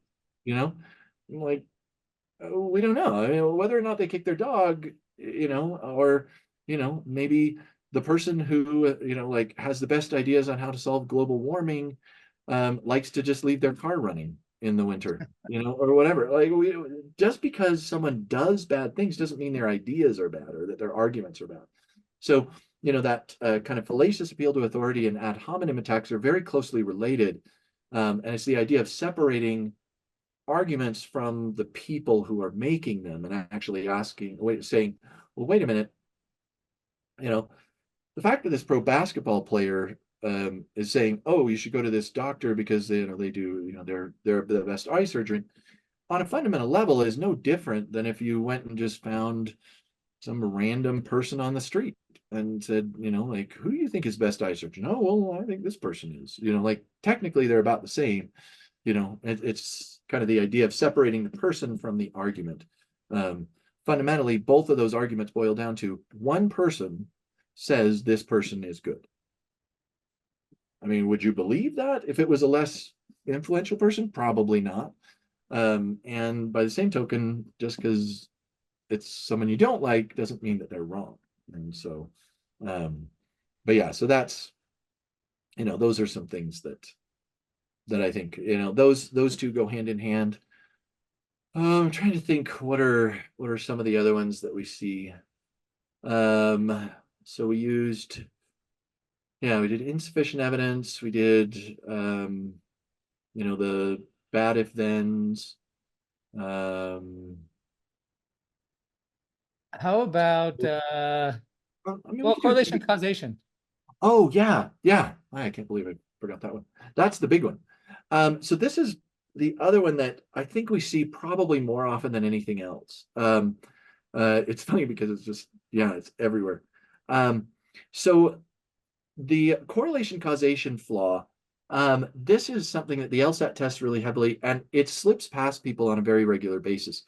So what the heart of the correlation causation flaw is that because two things happen either at the same time or in a certain order, that therefore one of them caused the other one to occur. Okay. And in some situations, we do feel comfortable with that type of reasoning. We might be like, well, this, we might say something like, this company was operating in this particular city, and there then cancer rates jumped up in that city. Therefore, the company caused the cancer rates to go up. Or we might say, people who smoke have a much higher incidence of lung cancer than those who don't. And so we would say the smoking is causing the lung cancer.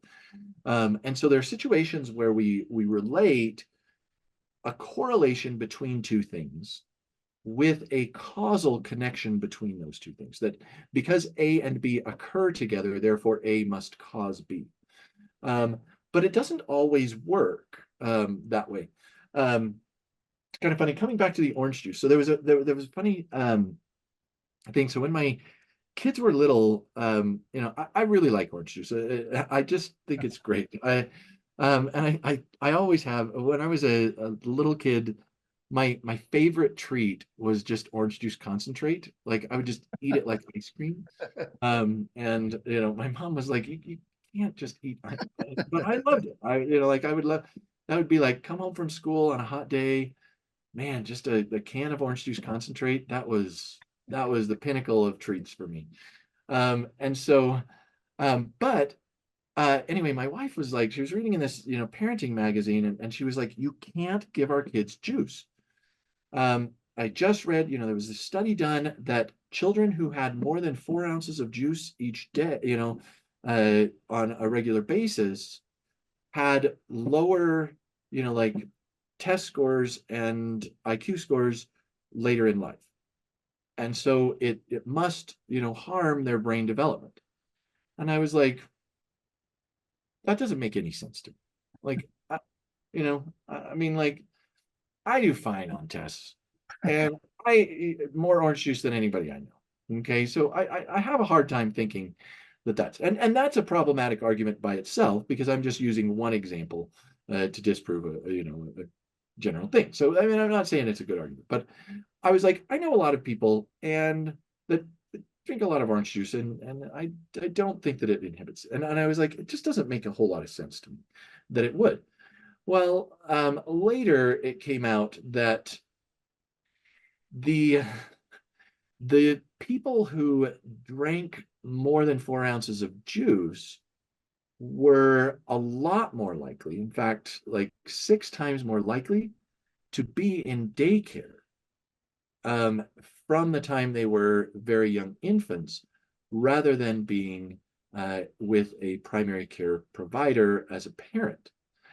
And there's all kinds of data that shows that those things correlate with IQs and test scores later. And so it was a case where it wasn't that it wasn't a situation where there was a problem with the orange juice. It was just the orange juice happened to be correlated with some other factor. And so that's an example of where kind of why the correlation causation doesn't really work. Because yeah, there was a correlation between drinking more juice and lower test scores, but that didn't say that the juice was the thing that was causing, because there was some third factor that was causing both of those things. And that's one of the problems with correlation causation. Now, another related one is that sometimes it's not just that there's a third factor, it could be reverse causation, where A and B go together. Maybe A causes B, but maybe B is causing A. And you actually will see this a lot in sort of medical situations, where they'll say, oh, okay, there's elevated levels of this neurochemical in people who have Alzheimer's, for example. Therefore, that chemical must be causing the Alzheimer's. But it's entirely possible that Alzheimer's is causing the neurochemical to be at elevated levels as well. So we don't know, is the chemical causing the Alzheimer's, or is the Alzheimer's causing the chemical? And we don't know. Or is there some third factor that's causing both Alzheimer's and that chemical? And so that's the correlation causation problem. So, like you can have, you could have that, and kind of that reverse causation. A really simple way of saying it is, every day shortly after the sky starts to get light, this big giant ball comes up over the mountain that's really bright. So the light must be pulling that ball up from behind the mountain. And you're like, no, that's the sun. And the sun, it's making it get light first.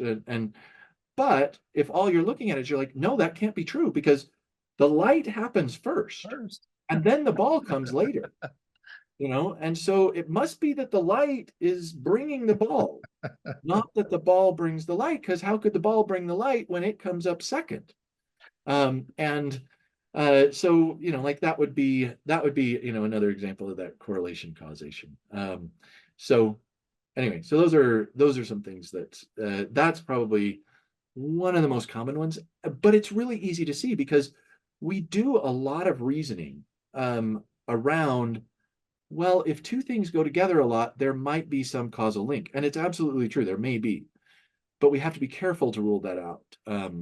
So this is one where David Hume, the philosopher, was very, very big on this. He was like, you never actually see causation.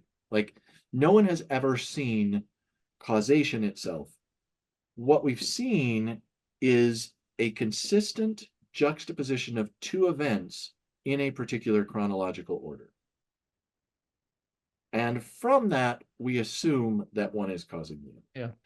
But his point was, you never actually have seen it. So you don't know.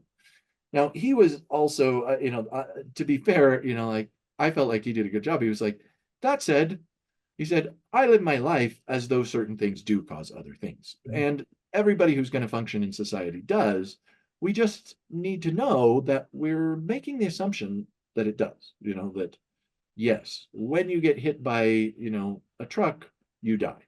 And the truck does, in fact, cause the death, because consistently over time, getting hit by a truck has been followed by dying, like, but, we don't know for sure that it does, but you probably should act as though it does, or you might get hit by a truck.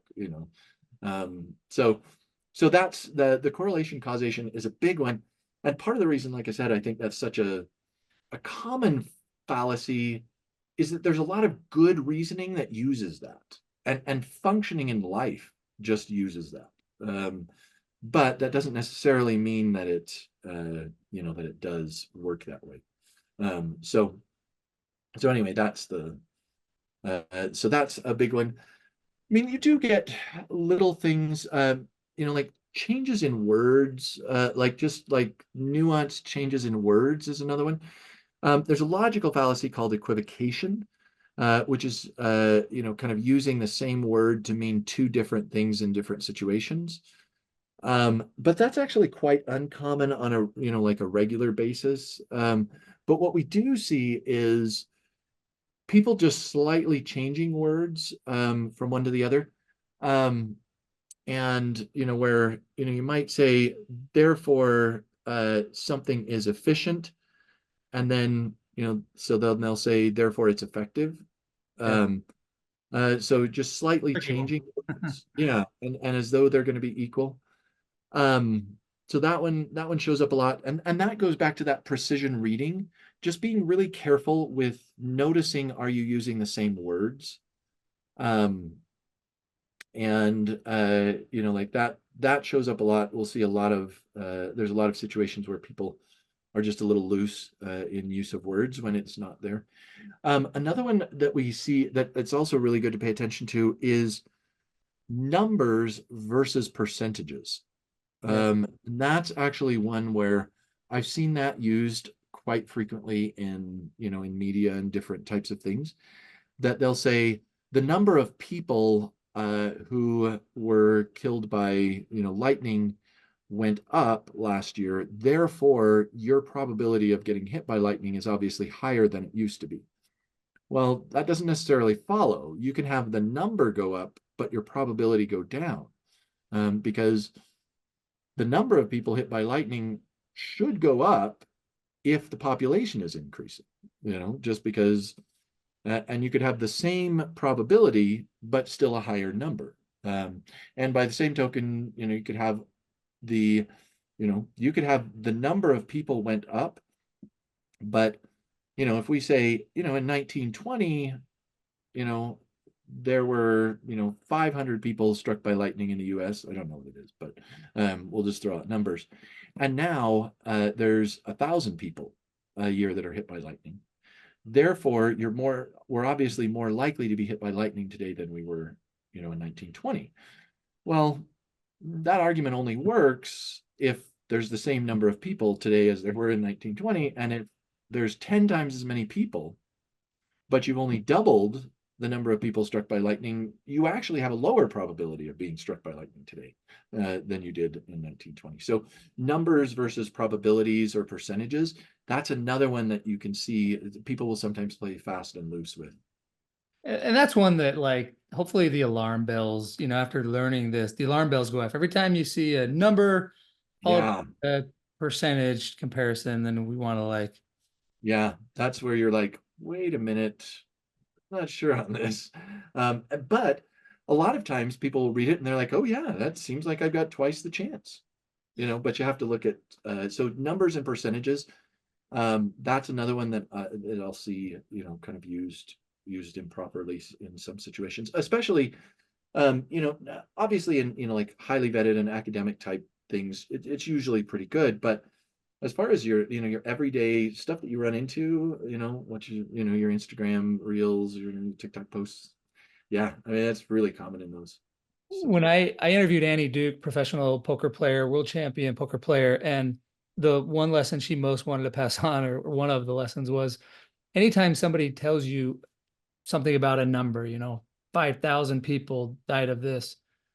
She always, always, always wants people to say, compared to what? When they say, therefore it is dangerous. Yeah. Like, okay, well, 5,000 compared to what? Right? Out of how many? Yeah. Kind of the So similar. so a book that I don't know if you've read this. Have you read there's a book called Tainted Truth, Ah, The Manipulation of Fact in America? no, That's a phenomenal book. I like this. And it talks all about how numbers are used to deceive. So I believe the author was the head of the stats department at MIT. And Okay. so really sharp. But um, but yeah, anyway, it's fantastic. Like as far as like yeah, and it basically just says like statistics don't lie, but people use statistics Right. to lie. She actually starts the book off with the quote, there's three types of deception: little white lies, big fat lies, and statistics. And so there's, so it's, but yeah, and that's kind of that other thing. And that's one where um, anytime I see a claim online that says statistics show X, I immediately am super suspect unless they give me the link to the raw data. Yeah. I'm like, I don't know.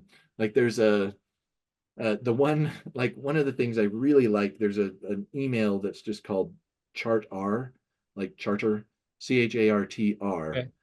and it just gives you data. Raw data. It says here's charts and here's the raw data if you want to look it up. But I love that it has the raw data so that Yeah. you could see what was the methodology, what was the, because obviously, in your PhD, you probably were like, yeah, you really have to look behind what the numbers were to know whether you can trust the numbers or not, Study Um, shows X. yeah, When I'm always, yeah, alarm bells go off when right. study shows X. That's one where I'm like, studies show or statistics prove. I'm Yep. like, That's word strength. unless you're giving me the link, I'm really suspect of that. Because if it does, then you'll put the link in so Yep. that I can go see whether or not they do. So, Okay, we're gonna call an audible. So, first of all, you've given me so much more of your time than I could have ever hoped for, and I've just loved this. Every yeah, minute, talking about word strength, I have loved every minute. yeah. Um, there's some more I want to get to, and what we're going to do is we're going to schedule another time to talk. So we're going to post this episode one because I love hearing your backstory, and then for you, what you've done for me is you've changed my brain. You've changed the way I think. Not only have you changed my brain through your teaching, you're an incredible teacher. You make it so clear. You make it fun. But like I said earlier, you also massively impacted my career. I wouldn't be in the career I'm in had I not gone to law school, because I wouldn't, and the law school I went to, I would not I very likely would not have been able to get the PhD. And anyway, I don't know for sure. I don't know the counterfactual, but um, you have impacted me so massively. And so I just want to thank you for that, as you're my teacher. But when I set this interview up, I also found out that you wrote a book. And so what we're going to do next time, we're going to schedule another interview. We're going to talk about your book. And I will say, my wife doesn't know this yet, but I bought your book. I didn't buy. I printed your book for her for Christmas, and I bought a gift card to a wonderful restaurant in Lawrence, Kansas. And we're gonna have a little book club in a few months, Oh, to fun. discuss your book. So Yeah, that's what we're gonna do on this next episode with you. So maybe we can shut it down here for today, yeah, and then listeners can look forward to the next episode with you coming out soon. yeah. And I should kind of clarify. I mean, you obviously can't buy my book because it's not. It's literally Right. the book that in some ways, it's kind of what you're doing with this. It's what I just wanted to write something for my like what I hope my kids know. And yeah, so that's and like the title of it is, what I just so I should probably warn people, I will definitely get emotional when we're talking about the book. Like there's because there's a lot of personal things. I am a crier. I cry all the time. Um, and I'm good with that. Just some people are like, quit crying. I'm like, look, I have feelings, okay? I teach logic, but that doesn't mean I don't have feelings, Um, but yeah, like it really does come down to, yeah, I think, it was really like the principles that I'm like, if nothing else, this is what I hope you will know about me. And this is what the wisdom I would like to pass on. So but so I feel like deeply honored that it was meaningful for you, because it really was things that, my wife calls them Brent Dunn theories. And she's kind of like, yeah, okay, whatever. But they are things that mean something to me, and that are principles that have kind of led to happiness and joy in my life. So yeah, I'd love to share those. Again, it's not like this book is available in print, like you can't like buy the book. It's just my thoughts on life. So um, it's funny. I actually had this idea that we'll see if it, works. But I was thinking I could do like a video series where it's just throwing pottery, because it's really kind of mesmerizing to watch a lump of mud become something beautiful. Mhm. And I was like, I could just have I could just be throwing pots and then just like talking through kind of what's in the book. So I was like, I could do that. I'm just not super good at just sitting still talk, like just like reading into a mic. But I was like, if I was doing pottery, I could do that. I was like, I could do thoughts on pots, Thoughts on like, pot. And with a little practice, as yeah, you talk about in your book. yeah, that, I could do it. So, and I'm getting better. Like some of my recent pots have turned out really pretty. First ones, not so great. But that's I still keep them because I love to see, that progression. Yeah. But yeah, yeah, it has been just a joy. It's so fun to connect. And like really this is the joy of teaching, is seeing what people are able to do with a new skill set. Yeah. Like you took this skill set and just have kind of let it expand your whole life. Like you said, going to Stanford, that's a life-changing experience, Yep. and that opened doors for you that just wouldn't have been there, or would have been different doors. Yeah. And that's really the joy of teaching, is getting to see, like what people do. And it's super fun. Like we have dozens of students who are law school professors, around the country. And so it's just like fun to see what people have done, and different people. It was actually kind of funny. Yesterday I got a call from someone who was in the UK. I was like, I want to take your class, but I'm in the UK, and it's going to be difficult online, but and I was like, oh, well, how did you hear about the class? And she was like, well, my dad took your class 20 years ago. My gosh. And so I was like, wow, like, I mean, it's this like, oh, that's true. It's been 20 years, but and he's working over in the UK, has this really cool job. And she's like, yeah, he loves everything about his job. And um, she was like, I want to do what he did. And he said, well, it started with the LSAT. So How cool. and so it's kind of fun. So to see, some of that progression. So it's And really a joy. I will say, not only impacted my life, which then of course impacts, the life of my wife and children, and the way that, that former student is Yeah. now, has impacted their child. Okay, well, we'll stop right there Yeah.